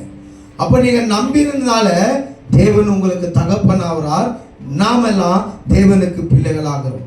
அப்போ பிள்ளைகள் என்ற பிறகு சகல பாவத்திலிருந்து நம்மளை அவர் கொடுத்த வாக்கு பிரகாரம் இயேசுடைய அர்த்தம் தன்னுடைய ஜனங்கள் நாம் இன்றைக்கு. அப்போ நம்முடைய பாவத்தை அவர் நீக்கி இருக்கிறாரா இல்லையா? கண்டிப்பா நீக்கி இருக்கிறார். Hallelujah. Praise the lord. Praise the lord. அப்போ இந்த தீர்க்கதரிசன வசனம் சொல்லுகிறது, பெத்லெஹேம் சின்ன கிராமமா இருந்தாலும் அங்க பிறந்து வளர்ந்தவர் பெரியவரா இருக்கிறார். அல்லேலூயா. அவர் ஆளத்தக்க சதா தன்னுடைய ஜனங்களை அங்க சொல்லுது, ಆತನು ತನ್ನ ಪ್ರಜೆಯಾದ ಇಸ್ರೇಲರನ್ನು ಆಳತಕ್ಕವನು. ஆமென். இன்னைக்கு நாமளும் விசுவாசத்துக்குள்ள இஸ்ரேலரா மாறி இருக்கிறோம். ஆமென். நம்பிக்கை மூலமா நாமும் தேவனுக்கு பிள்ளைகளாக மாறி இருக்கிறோம். நாம் நம்புறதுனால நாமளும் இன்னைக்கு இஸ்ரேலரா இருக்கிறோம். நாம் அவரை ஏற்றுக்கொண்டதுனாலே அந்த இஸ்ரேலுக்கு கொடுக்கப்பட்ட எல்லா ஆசீர்வாதங்கள் அப்படின்னா ஜெபம் பண்றோம். ஆபிரகாமுக்கு உண்டான எல்லா ஆசீர்வாதங்கள் கிறிஸ்து இயேசு மூலியமா நமக்கு ஆமென் என்று இயேசு சந்திச்சிருக்கிறார். அவ்வளவுதான ரியாக்ஷன். அல்லேலூயா. இந்த தீர்க்க தரிசனத்தை இவங்க ஜோசியர்கள் ஏற்கனவே படிச்சிருக்கிறாங்க. இந்த படிச்சு மனசுல வச்சுன்னு காத்திருக்கிறாங்க. ஒரு நாள் ஒரு நட்சத்திரம் தோண்டினது வானத்திலே பார்க்கறாங்க. யாரோ ஒரு ராஜா பிறந்திருக்கிறார் அப்படின்ட்டு அது அடையாளத்தோடு அவர்கள் என்ன பண்றாங்க, நேரா அந்த நட்சத்திரத்தை பார்த்து ஏரோது என்ற ஒரு மகாராஜா இருக்கிற கோட்டைக்குள்ள பூந்துடுறாங்க. நட்சத்திரம் மறைஞ்சிட்டு பூந்துடுறாங்க. இப்ப ராஜாவை கேட்கிறாங்க, ராஜா யூதருக்கு பிறந்த ராஜா எங்க அப்படின்னு கேட்கும்போது ராஜா பயப்படுறான். நான் தான் இந்த தேசத்துக்கு ராஜா, என்ன கூட இன்னொரு ராஜா வரணுமா அன்ட்டு பயந்து அவன் கூட இருக்கிற பண்டிதர்களை மந்திரிகளை கேட்கிறான், என்ன இவங்க சொல்றது அப்படின்னு கேட்கும்போது, ஆமோ அந்த நட்சத்திரம் ராஜாவை பொறுக்கிற அடையாளத்தை காமிக்குது, இவங்க சொல்றது உண்மை அப்படின்னு சொல்லும் போதுதான் இவங்க சொல்லிட்டு 7 அப்பொழுது அந்த ராஜா யாருக்கும் தெரியாதபடிக்கு அந்த ஜோசியர்களை வர வைத்து அந்த நட்சத்திர தோண்டின காலத்தையும் அவங்க கிட்ட இருந்து சரியாக அவர்கள் ராஜா என்ன பண்ணா விசாரிச்சுக்கணும், எப்போ தோண்டுச்சு. இது ஏறக்குறைய 1 வருஷம் ஆயிட்டுக்குது. இந்த தேவதூதர்கள் தேடி வருது. சரி 1 வருஷம் 1 மாசம் மேல ஆயிட்டுக்குது. அல்லேலூயா. 1 மாசம் அல்ல, சில நாட்கள் என்று சொல்லப்படுகிறது. 1 மாசம் கூட அல்ல, சில நாட்கள். இவங்க அங்கத்துல இருந்து வரணும் இல்லையா, இன்னொரு தேசத்திலிருந்து இந்த தேசத்துக்கு வரணும்னா கொஞ்சம் லேட் ஆகும் இல்லையா. ஏறக்குறையா எப்ப அவர் பிறந்தார் என்று இந்த ஏரோது முள்ளுமா விசாரிச்சுக்கலாம். எந்த காலத்துல பிறந்தார், எந்த நேரத்துல பிறந்தார். இப்ப சொல்றாரு, தெரிஞ்சுக்கின்னு நீங்க போய் அந்த புள்ள பிறந்த விஷயத்துல நல்லா தெரிஞ்சுக்கின்னு அந்த குழந்தைய நீங்க பார்த்த பிறகு எனக்கு சொல்லுங்க அப்படின்றான். நான் அதுக்கு நமஸ்காரம் பண்ணுவேன் என்ன சொல்லி அவங்கள ஜோசியர்களை அனுப்புகிறான். ஏன்னா இவன் உண்மையா சொல்லலாங்க, இவனுக்குள்ள பிசாசானவன் பூந்துட்டான். ஆதியிலிருந்து ஒரு ரட்சகரை பொறுக்க விடாதபடிக்கு திசை தேடி அழிந்து திரிந்து வந்தனே நானே, அந்த ஸ்பிரிட் இவனுக்குள்ள பூந்த உடனே இந்த பொருந்த இயேசுவை கொல்லும்படி உன் மனசுல வந்துச்சு. அதனால நீங்க போய் பார்த்துக்கணும் எனக்கு சொல்லுங்கப்பா, நானும் வணங்குறேன்ப்பா அந்த ராஜாக்குன்ட்டு மல்லுமா சொல்லி நைஸா அனுப்புறான். ஆಮೇಲೆ அவர்கள் ராஜாவுடைய வார்த்தையை கேட்டு அவங்க ஊர்ல அதே நட்சத்திரம் மறுபடியும் அவங்களுக்கு தெரியுது வெளியே வந்த பிறகு. அவங்களுக்கு முன்பதாக நட்சத்திரம் போக இவர்கள் பின்பதாக நடந்து போகிறார்கள். சரியா அந்த நட்சத்திரம் அந்த மாட்டு கொட்டாய்க்கு மேல நிக்குது. படி. அந்த நட்சத்திரம் நில்றத பார்த்து நவர மாட்டேங்குது. நில்றத பார்த்து ரொம்ப சந்தோஷப்பட்டு அந்த வீட்டுக்குள்ள போய் அந்த பிள்ளையோட தாய இடத்துல பார்த்து சாஷ்டாங்கானா முட்டி போட்டு வணங்கி அந்த குழந்தைக்கு முன்பதாக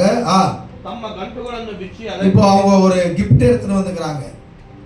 எல்லா குழந்தை பிறந்தா ஒரு கிஃப்ட் கொடுப்பாங்கல்ல, அந்த மாதிரி ஒரு கிஃப்ட் எடுத்துட்டு வந்து அந்த பைய பிரிக்கிறாங்க. தங்கம் தூபம் அப்படின்னா அந்த சாம்பிராணி போடுற ஒரு பாத்திரம் வைக்கலாம். ரத்த போலா அப்படின்னா அது ஒரு கிண்ணம். பிரைஸ் எல்லாம் இந்த ரத்த போலா என்றது எங்க இருக்கோம்னா ஆலயத்தில் இருக்கும். பழைய ஏற்பாட்டுல ஆலயத்தில் இருக்கும். இந்த ரத்த போல் என்றது ஒரு கிண்ணம் கப்பு ஆலயத்தில் இருக்கும். இந்த கப்பு எதுக்கு யூஸ் பண்றாங்க? இது ரத்த போல்னு சொல்லப்படுகிற கப்பு எதுக்கு யூஸ் பண்றாங்கன்னா, ஒரு மனுஷன் பாவம் செஞ்சிட்டானா அந்த பாவம் பரிகாரத்துக்காக அந்த ஊழியக்காரர்கிட்ட ஒரு ஆடு ஒருத்தன் கொண்டு வரும்போது அந்த ஆடு மேல கை வைக்க வச்சு ஜெபம் பண்ணா, அவனுடைய நம்பிக்கைனா பாஸ்டர் ஜெபம் பண்ணார், என் பாவம் சாபம்லாம் இந்த ஆடு மேல போயிடுச்சுட்டு போயிடுறான். இந்த பாஸ்டர் என்ன பண்றாரு, ஆடை வெட்டி, பாஸ்டர்னா அதான் பூஜாரி, ஆடை வெட்டி அந்த ரத்தத்தை கொஞ்சம் கிண்ணத்துல பூச்சிக்கின்னு நேரா மகா பரிசுத்த ஸ்தலத்துல போய் பாவ பரிகாரத்துக்காக தெளிக்கிறது. அதுதான் ரத்த போல் என்று சொல்லப்படுகிறது. ஆண்டவராக இயேசு கிறிஸ்து இந்த உலகத்துல பிறக்கிறது காரணம் என்னன்னா, மனிதனுடைய பாவத்தை அவர் நீக்கும்படி அவர் பிறக்கிறார் என்று தேவதூதன் சொன்னானா இல்லையா? இயேசு என்று பெயரிடு, அவர்தான் தன்னுடைய ஜனங்களுடைய பாவத்திலிருந்து விடுவிப்பார். அப்போ ஒரு மனுஷனுடைய பாவத்திலிருந்து விடுதலை ஆக்கணும்னா ஒரு ஆடு அடிக்கப்படணும். அப்போ ஆனா இயேசுடைய பிறப்பு அப்படி இல்லை. நம்முடைய பாவங்கள் போக்க வேண்டும் என்றால் அவரே அடிக்கப்படணுமா இருந்தது. அதோடைய அடையாளம் தான் அந்த ரத்த போல். ஆமென் சொல்லுமா? அல்லேலூயா. இன்னும் ஒரு மாசம் கூட ஆவல மாதிரி தெரியுது இல்லையா? இன்னும் ஒரு மாசம் கூட ஆவல மாதிரி தெரியுது இயேசு பிறந்து இல்லையா? இப்பதானே பிறந்திருக்கிறார் வேதம் சொல்லுது. ஆனா இவங்க தேவதூதர்கள் வேற ஊர்ல இருந்து வர்றதுக்கு நிறைய நாள் ஆயிருக்கிறது. இயேசு பொறுக்கிறதுக்கு முன்பதாக தான் என்ன இருக்குது, ஸ்டார் வானத்துல தோண்டப்பட்டு இருக்கிறது. இயேசு பொறுக்கிறதுக்கு முன்பதாக தான் அந்த ஸ்டார் வானத்துல அடையாளமா வந்திருக்குது. இல்லைன்னா ரொம்ப நாள் கேப் ஆயிட்டுக்கோமே அங்க இல்லையா? அல்லேலூயா. இப்போ இயேசு பிறந்த உடனே தானே சத்திரத்தில் இடம் கிடைக்கலன்னு மாட்டு கொட்டாயில வச்சிருந்தாங்க இல்லையா? அப்போ இயேசு பிறக்கிறதுக்கு முன்பதாக இவர்களுக்கு நட்சத்திரம் தோண்டி இருக்குது. அதை பார்த்து வர பல நாட்கள் ஆயிருக்குது. கடைசி அன்னைக்கு இயேசு பிறந்திருக்கிறா. அன்னைக்கு அந்த ஸ்டார் வந்து அந்த குடிசை மேல நிக்குது. உள்ள போய் பார்த்தா இயேசுவும் தன்னுடைய தாயை பார்த்து அவர்கள் வணங்கி பையை பிரித்து 3 காரியங்கள் அங்க வைக்கிறார். 1 ரத்த போல். அப்படின்னா இஸ்ரேல் ஜனங்க பாவத்துக்காக ரத்தத்தை பரிகாரம் பண்ணி பாவம் போக்க முடியாத பாவத்திலே வாழ்ந்திருந்தாங்க. அந்த கிண்ணம் அடையாளம் இயேசுவே ரத்தத்தை சிந்தனமா இருந்தது. அதோடைய அடையாளம். 2வது தூபம் என்று சொல்லப்படுகிறது. தூபனா தேவனுக்கு நித்தியமா ஆராதனை செய்கிறது. தேவனுடைய நாம யானா இவர் தேவாதி தேவனாகவே இருந்தார். ஆமென் அல்லேலூயா. தேவ குமாரன் இவர்.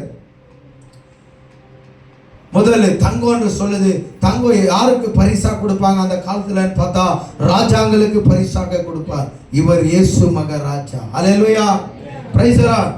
அப்புறம் ஆமென். தேவர கனசிನಲ್ಲಿ இதெல்லாம் பண்ணி இயேசுவெல்லாம் வணங்கி இவங்க என்ன பண்ணிட்டாங்க, இதெல்லாம் பண்ணிட்டு இயேசுவை வணங்கிட்டாங்க. அல்லேலூயா. இவங்க வர்றதுக்கு முன்பதாக இன்னொரு வசனத்துல லூக்கா புஸ்தகத்துல சொல்லுது, மேய்ப்பர்களுக்கு அவர் என்ன பண்ணார், மேய்ப்பர்களுக்கு தோண்டினார். யாரு? தேவதூதன் மேய்ப்பருக்கு தோண்டினான் என்று பார்க்கிறோம். ஏன்னா இவங்களுக்கு படிச்ச அறிவாளிகள் நட்சத்திரம் பார்த்து தெரிஞ்சுக்கினாங்க ஏதோ ஒரு நல்ல விஷயம் நடந்திருக்குதுன்னு. மேய்ப்பர்களுக்கு படிப்பறியவில்லை. யாரா ஒருத்தர் போய் சொன்னா தான் அவங்களுக்கு புரியும் இல்லையா? ಲೂಕಾ ಪುಸ್ತಕದಲ್ಲಿ ಎಷ್ಟನೇ ಅಧ್ಯಾಯ ನೋಡಿ. ಲೂಕಾ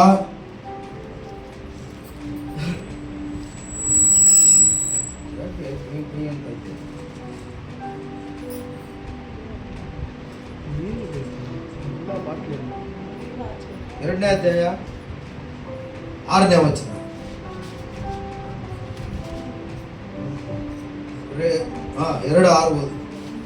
ಆಗ ಮರಿಯಳು, ಅಪ್ಪಳದು ಮರಿಯಳು ಪೂರ್ಣ ಗರ್ಭಿಣಿಯಾಗಿದ್ದಳು. ಅವರು ಅಲ್ಲಿದ್ದಾಗ ಆಕೆಗೆ ದಿನ ತುಂಬಿತು. ಆಕೆ ತನ್ನ ಚೊಚ್ಚಲ ಮಗನನ್ನು ಎತ್ತು ಬಟ್ಟೆಯಲ್ಲಿ ಸುತ್ತಿ, ಛತ್ರದಲ್ಲಿ ಅವರಿಗೆ ಸ್ಥಳವಿಲ್ಲದ ಕಾರಣ அவனನ್ನು கோதலிಯಲ್ಲಿ மலகிதிதளோ. சத்திரத்துல அவங்களுக்கு இடமில்லாத பட்சத்துக்கு அவர்கள் மாட்டு தொழுவத்தில் என்ன பண்ணாங்க, இயேசுவை கொண்டு போய் வைத்தார்கள். அதோட அர்த்தம் என்ன தெரியுமா? 2வது வசனம் முதல் வசனம் சொல்லுகிறது, உலகமெங்கும் காசியபுரி. அப்படின்னா இன்னைக்கு ஓட் ரைடரி ரேஷன் கார்டு எல்லாம் பண்றோம் தெரியுமா? ஒரு ஊர்ல இப்போ இந்தியால இருந்தா இந்தியால பண்றாங்க, பார்த்துருக்கிறீங்களா? இப்போ நம்ம இருக்கிற பெங்களூர்ல, அப்படி ஆந்திரால, இப்போ இந்தியாவில் பல நாடு இருக்குது. ஒவ்வொரு ஊர்ல நீ குடிமகனா இருக்கிறன்ட்டு உனக்கு ஒரு அடையாளம் வேணும் இல்லையா? அந்த அடையாளத்தை அன்றைய நாட்கள்ல பெத்லஹேம்ல அந்த ஊர்ல என்ன பண்ணியிருந்தாங்க? அடையாள அட்டைகளை பண்ணி கொண்டு இருந்தாங்க. அப்போ இந்த மரியாள் கர்ப்பமா இருக்கும் போது இந்த யோசப்பு அங்க போய் அந்த அடையாளத்தின் சீட்டியை எழுதுறதுக்காக அங்க போறான்.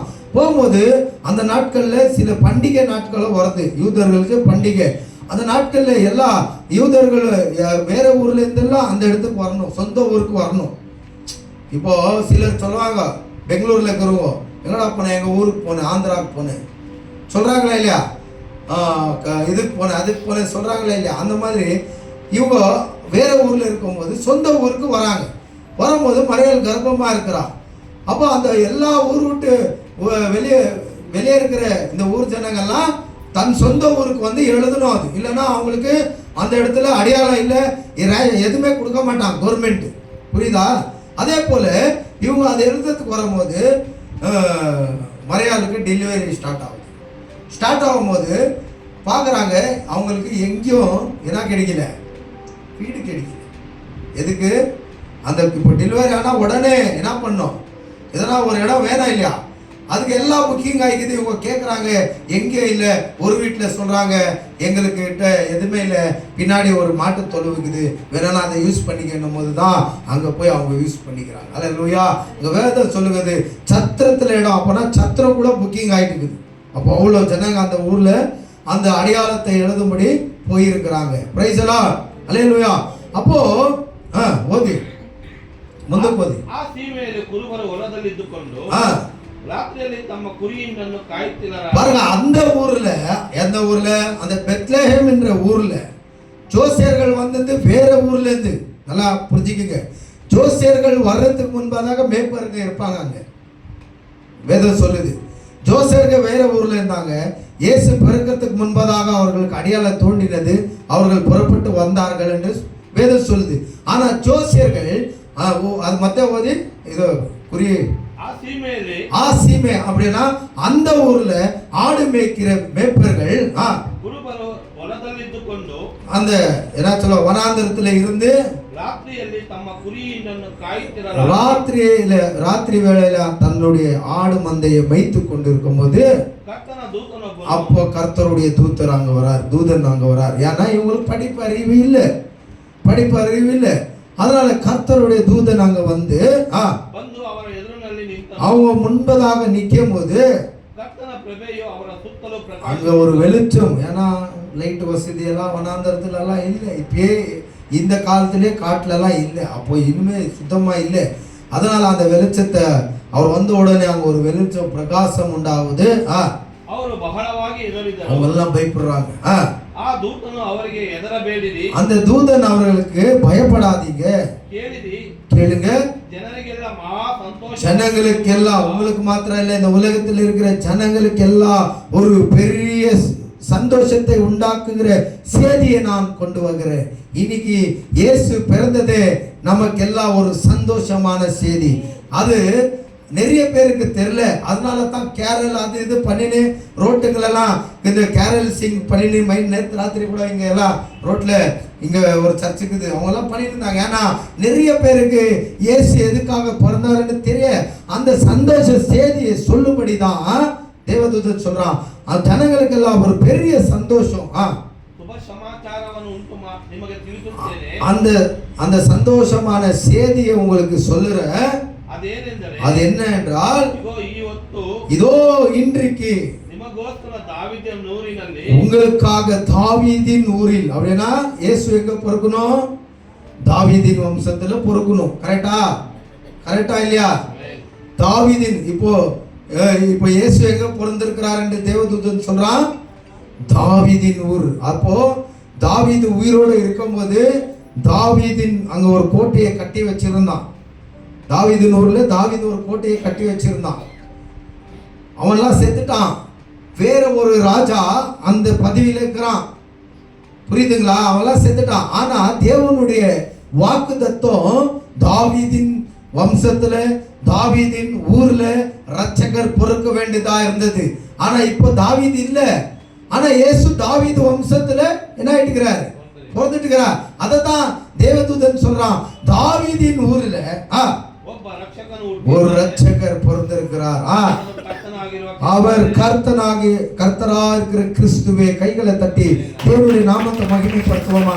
பாருங்க எவ்வளவு அழகா ஆதியாகமத்துல சொல்லப்பட்ட வார்த்தை மத்தாயா இந்த புஸ்தகத்துல எவ்வளவு அழகா அங்க நிறைவேறி கொண்டிருக்குது.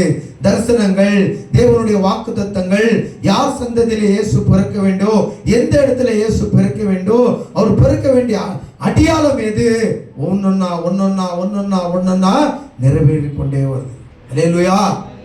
அப்புறம் அவர் பிறந்திருக்கிற அடையாளம் உங்களுக்கு தெரிய வேண்டும். ஒரு துண்டால, அப்படின்னா ஒரு துணியால சுத்தப்பட்ட ஒரு துணியால சுத்தப்பட்ட ஒரு குழந்தை எங்க கோதலினா மாட்டு கொட்டாயில படக வச்சிருப்பாங்க. இதுதான் உங்களுக்கு அடையாளம். ஏன் தேவதூதன் இவங்களுக்கு சொன்னானாக்கா, இவங்க படிப்பு அறிவு இல்லை, ஜோசருக்கு படிப்பு அறிவு இருந்துச்சு. ஏற்கனவே பைபிள் படிச்சிருந்தாங்க. தீர்க்கதரிசிகள் மூலமா பெத்லெஹேமில பொறுக்கிறவர் ஊரு சின்னதா இருந்தாலும் பொருந்து வருவர் மகா உன்னதர் என்று இவங்க படிச்சிருந்தாங்க இல்லையா? அந்த ஒரு வார்த்தைக்காக காத்திருந்தாங்க. பார்க்குறாங்க, ஓ ஏதோ ஒரு நல்ல செய்தி, வார்த்தை சொன்னது போல ஏதோ ஒரு ராஜா பிறந்திருக்கிறார், வாங்க போகலாம். இந்த நட்சத்திரம் வந்திருக்குது. அந்த நட்சத்திரம் பார்த்து ஊரா நாடு நாடா இவங்க வந்திருந்தாங்க. ஆனா இயேசு பிறந்த அன்னைக்கே அதே ஊர்ல இருந்த மேய்ப்பர்கள் படிப்பறிவு இல்லை. அதனால தேவன் தேவதூதனை அனுப்புகிறார். யார் அந்த தேவதூதன் என்றால் வசனம் சொல்லுகிறது கேப்ரியல் தேவதூதன். ஆமென். எங்க அந்த தேவதூதர் பிக்சரே இல்லை. யார் வந்தது? கேப்ரியல் தேவதூதன். ஆமென். பரலோகத்தில் 3 விதமான தேவதூதர்கள் இருந்தார்கள். ஒருவன் யுத்தம் செய்கிற மீகாயேல், இன்னொருத்தன் நல்ல செய்தியை கொண்டு வருகிற கேப்ரியல், ஒருத்தன் தேவனுடைய ஆராதனை செய்கிற தேவதூதன்.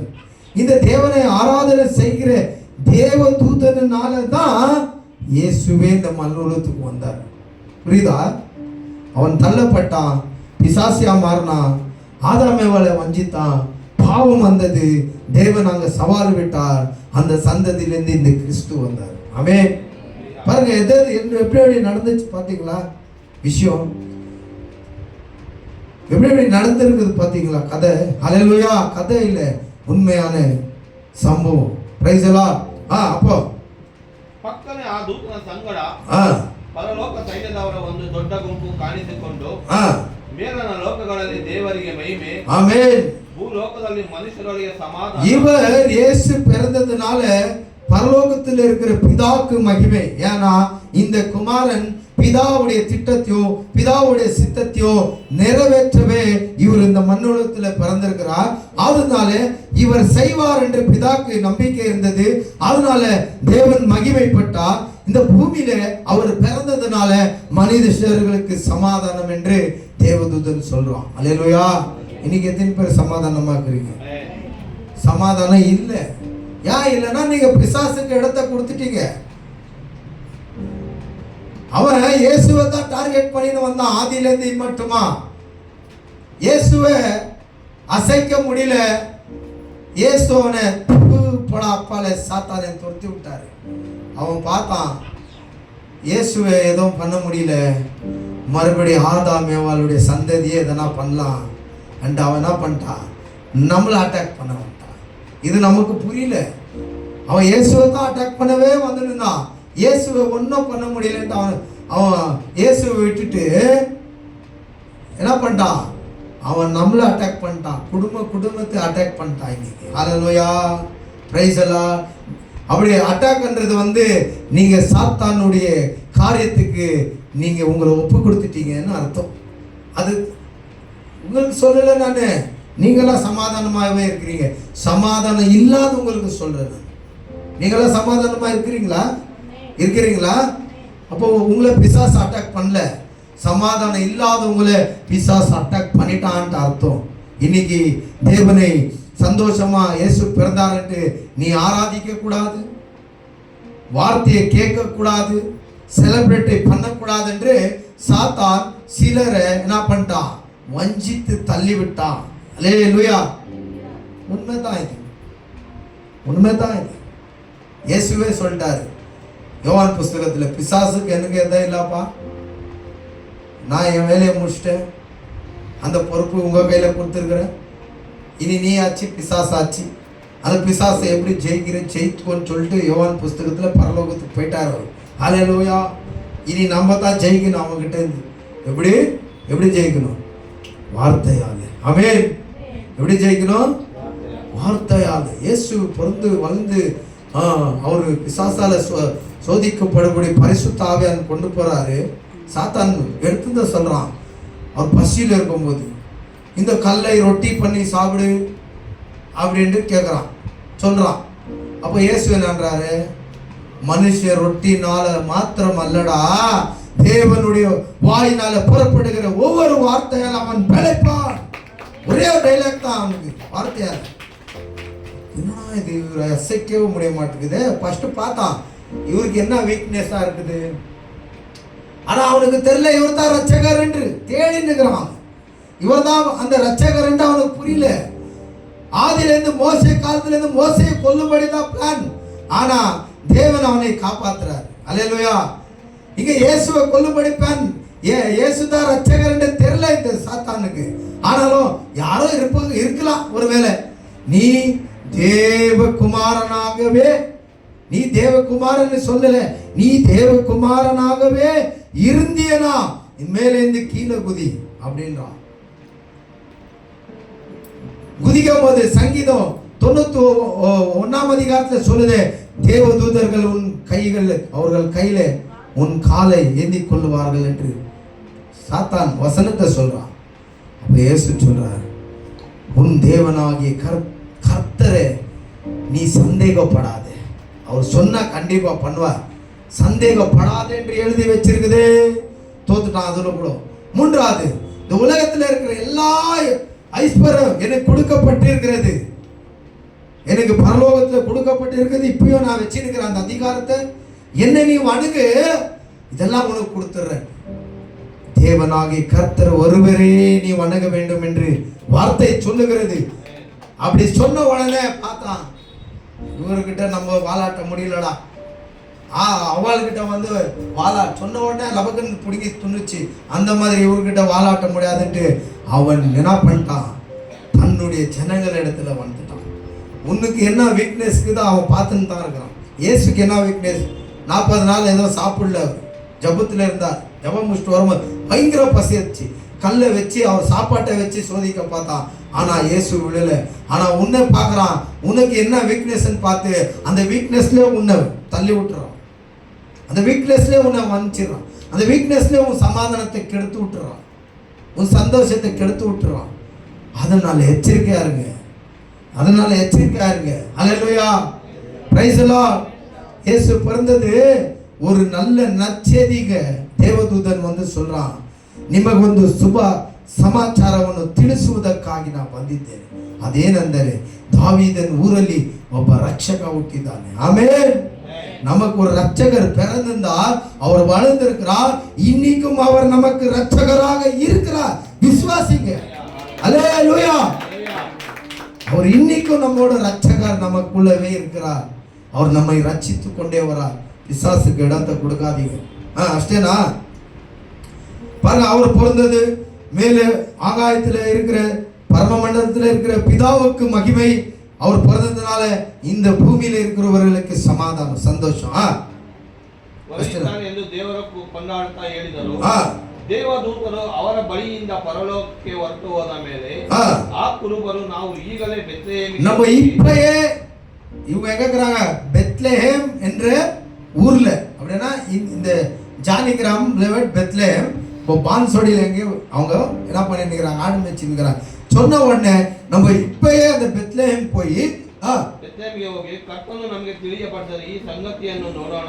தேவதூதன் நமக்கு சொன்ன விஷயங்கள் நிஜமோ இல்லையோ என்று நாம் தெரிஞ்சு கொள்ளும்படி அங்க போவோம்ட்டு இவங்க எல்லாம் போறாங்க மேய்ப்பருங்க ಎಂದು ತಮ್ಮ ತಮ್ಮನಿಗೆ ಮಾತಾಡಿಕೊಂಡು ತಟ್ಟನೆ ಹೋಗಿ ಮರಿಯಾಳನ್ನು ಯೋಸೇಫನನ್ನು ಗೋದಲಿನಲ್ಲಿ ಮಲಗಿರುವ போய் அந்த இடத்துல பாக்குறாங்க. இவங்க சொன்ன இடத்துல போய் பார்க்கும்போது மரியாள் யோசேப்பு அந்த குழந்தையா இருக்கிற இயேசுவை இவங்க பார்த்த உடனே ಕಂಡುಕೊಂಡರು. அந்த குழந்தையை பார்த்த உடனே ಅದನ್ನು ನೋಡಿದಾಗ ಅವರು ಆ ಮಗುವಿನ ವಿಷಯದಲ್ಲಿ ನಮಗೆ ಹೇಳಿದ್ದ ಮಾತನ್ನು ஆமோ தேவதூதன் வந்தது உண்மை, நமக்கு சொன்னது உண்மை என்று தெரிஞ்சுக்கினே ಅದನ್ನು ಕೇಳಿದವರೆಲ್ಲರೂ ನಮಗೆ ಕುರುಬರು ಹೇಳಿದ ಮಾತುಗಳಲ್ಲಿ ಐಶ್ವರ್ಯ ಪಟ್ಟರು.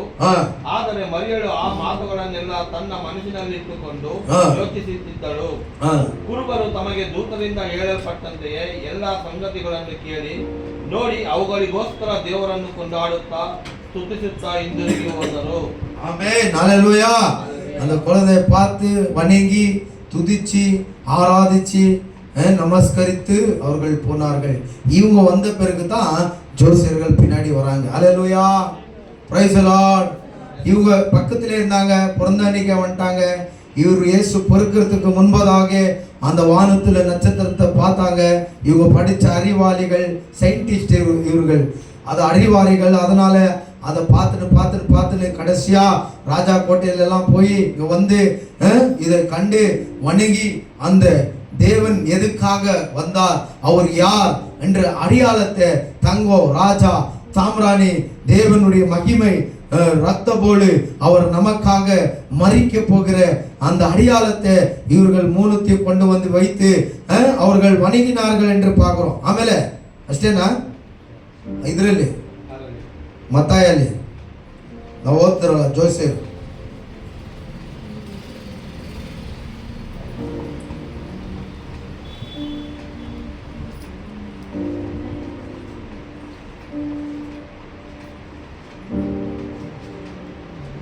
ನೀವು ಹೋಗಿ ಆ ಕೂಸಿನಲ್ಲಿ ಚೆನ್ನಾಗಿ ವಿಚಾರಣೆ ಮಾಡಿ ಅದಲ್ವಾ? ಮತ್ತು ಆ ಮನೆಯಕ್ಕೆ ಹೋಗಿ ಆ ಕೂಸನ್ನು ಅದರ ತಾಯಿಯಾದ ಮರಿಯಳ ಬಳಿಯಲ್ಲಿ ಕಂಡು ಅದಕ್ಕೆ ಸಾಷ್ಟಾಂಗ ನಮಸ್ಕಾರ ಮಾಡಿ ತಮ್ಮ ಗಂಟುಗಳನ್ನು ಬಿಚ್ಚಿ ಅದಕ್ಕೆ ಚಿನ್ನ, ಧೂಪ, ರಕ್ತ ಬೋಲಗಳನ್ನು ಕಾಣಿಕೆಯಾಗಿ ಕೊಟ್ಟರು. ಆಮೇಲೆ ದೇವರು ಕನಸಿನಲ್ಲಿ ಅವರಿಗೆ ನೀವು ಹೆರೋದನ ಬಳಿಗೆ அவರಿಗೆ ನೀವು ಆ ராஜா எழுதுனல, நீங்க போய் அந்த குழந்தையை வணங்கிட்டு எங்க பிறந்தது வந்து கொஞ்சம் எனக்கு சொல்லுண்டு ராஜா சொன்னா இல்லையா? கிரிமினல் ராஜா, இயேசுவை கொல்லணும்னு பிளான் போட்ட ராஜா சொல்லி அமிச்சான். அதனால தேவதூதன் இப்போ வந்து மறுபடியும் அந்த ஜோசியர்களுக்கு சொல்றாரு, நீங்க மறுபடியும் அந்த ராஜா கிட்ட போவாதீங்க. அவர்கள் வேற வழியாக தம்முடைய ஊருக்கு அவர்கள் கடந்து போயிட்டார்கள். தேவதூதன் சொன்ன உடனே அந்த ராஜா இடத்துல போல வேற ஊருக்கு கடந்து போயிட்டார்கள். அப்புறம் அவர்கள் போன பிறகு கர்த்தருடைய தூதன் யோசேப்புக்கு நீ எழுந்து இந்த பிள்ளையும் இந்த பிள்ளையுடைய தாயை கூப்பிட்டு நீ எகிப்து தேசத்துக்கு போயிடு. நான் சொல்ற நாள் மட்டும் நீ அங்கே இரு. அந்த ராஜா இந்த பிள்ளையை கொல்ல வேண்டும் என்று அந்த குழந்தையை தேடி கண்ட ராஜா இல்லைங்க, யார் தேடி நிற்கிறது? எப்போதுல இருந்து? ஆதில இருந்து பாருங்க, அந்த குழந்தையை கொல்லும்படி பிசாசு தேடுறான் ராஜா மூலியமா. அல்லேலூயா. இத வந்து தேவதூதன் சொல்றா, ஃபர்ஸ்ட் இங்கத்துல நிட்டிக்கா நான் காலி பண்ணு, இந்த குழந்தையை கொல்லும்படி ராஜா திட்டம் வச்சிருக்கிறான். ஏன்னா இந்த குழந்தை சாக கூடா, இவர் மூலியமா தான் பிதாவின் சித்தம் இந்த உலகத்துல நிறைவேற போகுது. இவர்தான் தன்னுடைய ஜனங்களை தன்னுடைய பாவத்திலிருந்து விடுவிக்கிறார்.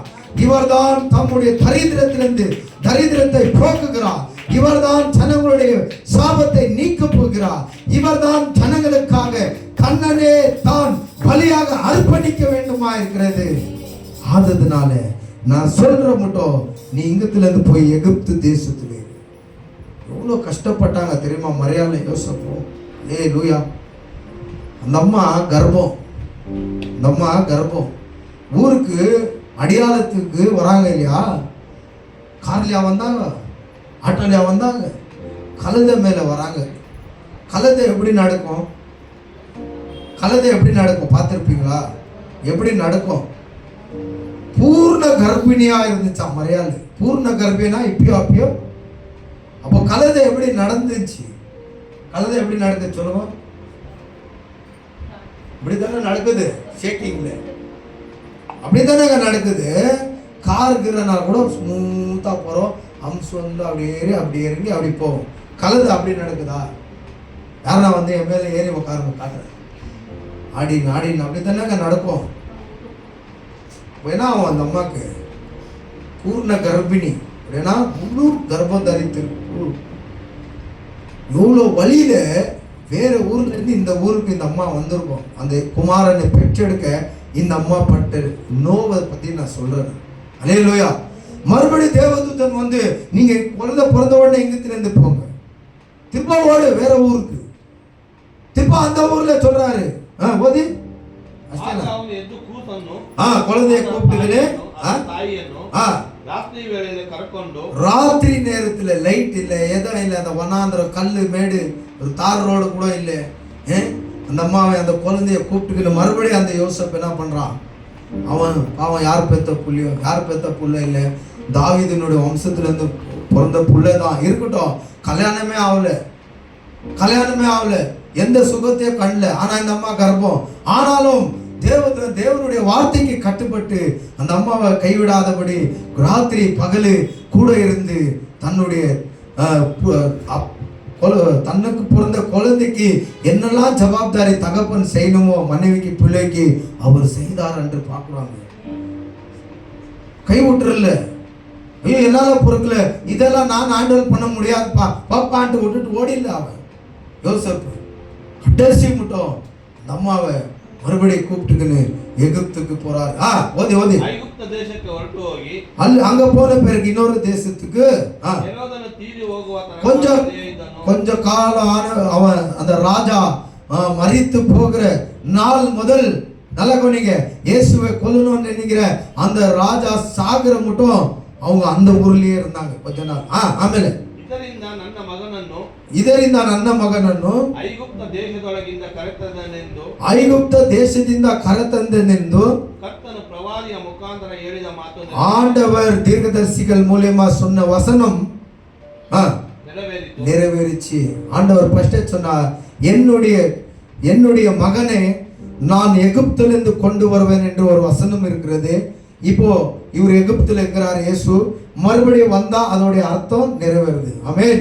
இதால நான் எகிப்திலிருந்து என் மகனை கொண்டு வருவேன் என்று நான் சொன்ன வார்த்தை இது மூலியமா நிறைவேற போகுது. பாருங்க, ஆண்டவர் சொன்ன ஒரு வார்த்தை கூட விழுந்து போகலைங்க. ஆண்டவர் சொன்ன ஒரு வார்த்தை கூட நிறைவேறாமல் இல்லைங்க, நிறைவேறி இருக்குது. அது நல்லா நம்ம கவனிக்கும் போது, நல்லா அதை ஆராய்ந்து பார்க்கும் போது, நல்லா அதை ஊத்து கேட்கும் போது தான் நமக்கு புரியும். நம்ம இருதயம் மனசு வேற இடத்துல வச்சுக்கணும். வார்த்தையை பார்த்தா பைபிளை பார்த்தா ஒன்றும் புரியாது. ஆழமா போனோம், ஆவியில போனோம், ஜபத்துல போனோம், ஆண்டவரே எனக்கு பேசுங்க என்று போகும்போது கண்டிப்பா அந்த வார்த்தை உங்களுக்கு புரியும். கண்டிப்பா அந்த வார்த்தை உங்களுக்கு கிரியை செய்யும். உங்களுக்கு ஒரு ஆராதனை 1 hour மெசேஜ் உக்காருது, 3 hour ஒரு நாளைக்கு 3 முறை 3 hour உக்காருது மெசேஜ்ல. அந்த இது வரணும் நமக்குள்ள தாட்டு. அப்படின்னா நான் தேவனுடைய வார்த்தையை கேட்கிறேன், அந்த வார்த்தை ஆண்டவரை எனக்கு புரிய வைங்க அன்று நீ ஆவியில நிரம்பி அதை கேட்கும் போது உலகத்து காரியத்தை எல்லாம் விட்டுருணும். ஃபோனுக்கு சுவிட்ச் ஆஃப் பண்ணணும், சைலண்ட்ல போடணும். நான் பாஸ்டர்மா ஃபோன் பண்ணாலும் எடுக்கவே மாட்டேன். நான் மெசேஜில் இருக்கணும். எல்லாம் ஆகி வெளியே வரும்போது தான் என்ன சொல்லுங்க, எல்லாருக்கும் அவ்வளோதான். அல்லேலூயா, பிரைஸ் தி லார்ட். அந்த வார்த்தைக்காக நம்ம போறோம். இந்த வார்த்தையில ஜீவன் உண்டு, இந்த வார்த்தையில வல்லமை உண்டு. அந்த வார்த்தை தான் பாலகனாக இயேசு. அவரை நம்பினவர்கள் ஒருவரும் கெட்டு போகாமல் எல்லாரும் நித்திய ஜீவன் பெற்றுக்கொள்ள வேண்டும் என்றுதான் பிதாவின் தேவன் உலகத்தின் ஜனங்கள் மேல் அன்பை கூர்ந்து நான் ஒரே பேரான குமாரனை இயேசுவை நம் மனுவுக்கு அனுப்பினார் மரியாள் மூலியமா. அல்லேலூயா. எகிப்தில் இருக்கிறாங்க. அந்த வார்த்தை என் பிள்ளை அங்கத்திலிருந்து வர வேண்டிய நிறைவேறிச்சு. அப்புறம் படிங்க. அப்பொழுது ஏரோது ராஜா இந்த ஜோசியர்கள் எல்லாம் எனக்கு ஏமாத்திட்டாங்கன்னு தெரிஞ்சுக்கின்னு, ஜோசியர்கள் வரல இல்ல சொல்றதுக்கு, ஆண்டவர் சொன்னதுனால வேற இடத்துக்கு போயிட்டாங்க, வேற வழியா இப்போ இவரு கோவம் வந்துச்சு. யாருக்கு? இந்த ராஜாக்கு, பிசாசுக்கு. நான் சொன்ன வேலையை செய்யாத எஸ்கேப் ஆயிட்டாங்க அண்டி இவர் கோவம் கொண்டு ரொம்ப கோபத்துல ஆளு சிப்பாயில வாங்கடா இங்க எல்லாரையும் வர வச்சு அவன் அந்த ஜோசியர்கிட்ட இருந்து குறித்த காலத்தை தெரிஞ்சுக்கினா இல்லையா, அந்த டைம்ல இருந்து. அப்பனா அதோட அர்த்தம் என்ன தெரியுமா? ஒரு வருஷத்துக்கு முன்பதாக நட்சத்திரம் தோண்டினது அவன். இப்போ வருது பாரு, ஒரு வருஷத்துக்கு முன்பதாக இயேசு பொறுக்கிறதுக்கு ஒரு வருஷத்துக்கு முன்பதாக நட்சத்திரம் பார்த்து அவங்க பயணம் ஒரு வருஷம் என்று பார்க்கிறோம். ஒரு வருஷமா அவங்க நடந்துன்னு வந்துனுக்குறாங்க ஊர் ஊரா இயேசு அந்த ராஜாவை வணங்குறதுக்கு. புரியுதா? இப்போ இந்த ராஜா சொல்றான், அந்த ஜோசியர்கள் சொன்ன டைமிங்ல இருந்து இப்போ மட்டும் சரியா அந்த பெத்லஹேமிலும் அந்த ஊரு எல்லா அந்த அக்கப்பக்கம் இருக்கிற அந்த கிராமத்திலையும் பாருங்க 2 வருஷத்துல. அப்பனா ஒரு வருஷம் இவங்க வர்றதுக்கு எல்லாம் ஒரு வருஷம் பிறந்திருக்குது. இப்போ ஒரு அடையாளத்தை தரான். 2 வருஷத்துக்குள்ள இப்போ பிறந்ததா இருக்கட்டும், 2 வருஷத்துக்குள்ள பிறந்ததா இருக்கட்டும், 1 வருஷத்துக்கு முன்னாடி பிறந்ததா இருக்கட்டும், இல்ல 1 மாசத்துக்கு முன்னாடி பிறந்ததா இருக்கட்டும், எந்த ஆண் குழந்தையா இருந்தாலும் எல்லா குழந்தைங்க கொல்லுங்க அப்படின்ட்டு பிசாசு ஜனங்களுக்கு சொல்லி அனுப்புறா. அந்த ஜனங்க வராங்க. 1 வயசு 1 மாதம் இப்போ பிறந்தது அப்போ பிறந்தது எல்லா குழந்தைங்களை வெட்டி வெட்டி வெட்டி வெட்டி வெட்டி சாகடிச்சிடுறாங்க ஆண் குழந்தைங்களை. அதுக்கு தான் தேவதூதன் சொன்னா, இந்த பாலகனை கொல்லும்படி ராஜா திட்டமிட்டு இருக்கிறான். நான் சொல்ற மட்டும் போய் எகிப்து தேசத்துல இருங்க, நான் கூப்பிடுற மட்டும் அங்கேயே இருங்க. இவங்க அங்கத்துல இருந்து போயிட்டாங்க இயேசுவுக்கு. ஆனா கொல்லப்பட்டதெல்லாம் வேற பிள்ளைங்க தான் கொல்லப்பட்டாங்க. 2 வருஷத்துக்குள்ள இருக்கிற பிறந்த குழந்தாகட்டும், பிறந்திருக்கிற குழந்தாகட்டும், 1 வருஷம் மேல்பட்ட குழந்தாகட்டும், 2 வருஷத்துக்கு உள்பட்ட குழந்தாகட்டும், எல்லா ஆண் குழந்தைங்களே கொண்டு போட்டாங்க. இது யாருடைய திட்டம்னா சாத்தானுடைய திட்டம். ஆனா இயேசுவை கொல்லவே முடியல. அவனுக்கு பிசாசு ஆதியிலிருந்து இயேசுவை கொல்லணும்னு காத்தனே வந்தான். ஆகவே இல்லை, கொல்றதுக்கே ஆகல. அல்லேலூயா. அவனோட பிசாசோட யோசனை நிறைவேறல. ஆಮೇಲೆ ஓதி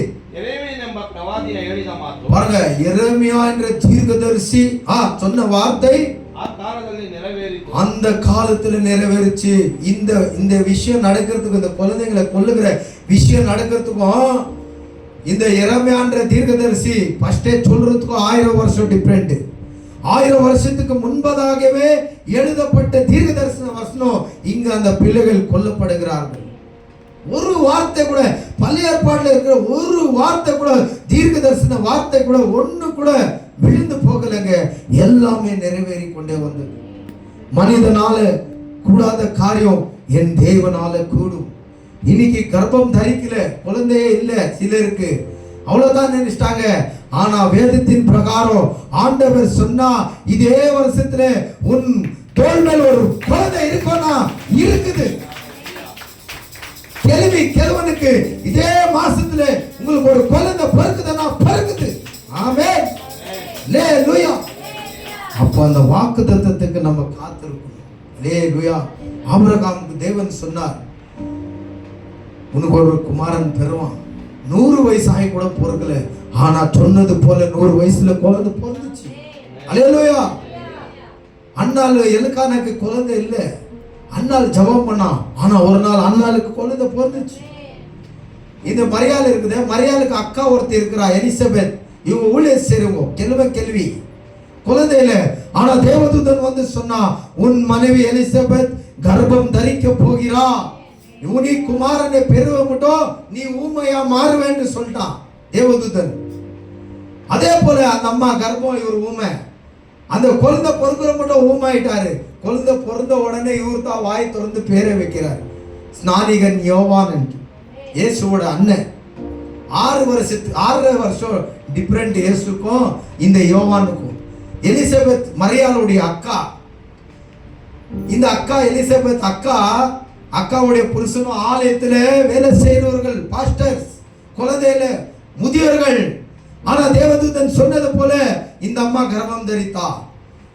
கர்ப்பம் தரித்து இந்த அம்மாக்கு தேவதூதன் சொல்றான், உன் தங்கச்சி கூட ஒரு குமாரனை பெற போகிறான், அது தேவகுமாரன் என்று அவர் சொல்லும் போது இவன் மனசுல வச்சுன்னு இருக்கிறா. இப்போ மரியாளுக்கு தேவதூதன் வந்து சொல்றான், நீ ஒரு பரிசுத்த ஆவியிலே கர்ப்பம் தரிக்க போற. உன் அக்கா இருக்கிறாளே எலிசபெத், அவளும் கர்ப்பம் தரித்திருக்கிறான்னு சொல்லும் போது மரியாள் ஓடி வந்து அக்காவை சந்திக்க ஓடியாரா. வரும்போது, எலிசபெத்தே, ஆண்டவர் உன்னை ஆசீர்வதிக்கட்டும் ஒரு வார்த்தை மரியாள் தூரத்துல சொல்லும் போது அந்த எலிசபெத் வயிற்றில இருந்த அந்த கருவு அசைவாடினதான். ஆமென், அல்லேலூயா. ஆண்டவருடைய வார்த்தை விழுந்து போவாதுங்க. ஏதோ ஒரு காரியத்துக்காக நீங்க ஜபிச்சு நிற்கிறீங்கன்னு வைங்களேன், விடாத ஜபிச்சுனே இருங்க. தடவாதரணும், அதுக்காக நீங்க காத்திரு. தடமானாலோ லேட் ஆனாலோ அதுக்காக நீ காத்திரு. கண்டிப்பா ஆண்டவருடைய வாக்குத்தத்தம் வாழ்க்கையில நிறைவேறும். ஆமென். ஒரு அதிசயத்தை ஏற்படுத்துவார், ஒரு அற்புதத்தை ஏற்படுத்துவார். அநேக ஜனங்களுடைய வாய் மேல கை வைக்கிற அளவுக்கு ஆண்டவர் பெரிய காரியத்தை உங்க வாழ்க்கையில செய்வார். அல்லேலூயா. அதுக்காக தாங்க இயேசு மண்ணுலகத்துல வந்து பிறந்தார். ஆமென், அல்லேலூயா. எதுக்காக பிறந்தார் இயேசு? இன்னும் நிறைய வசனம் நமக்கு டைம் இல்லை. ஓ பக்கம்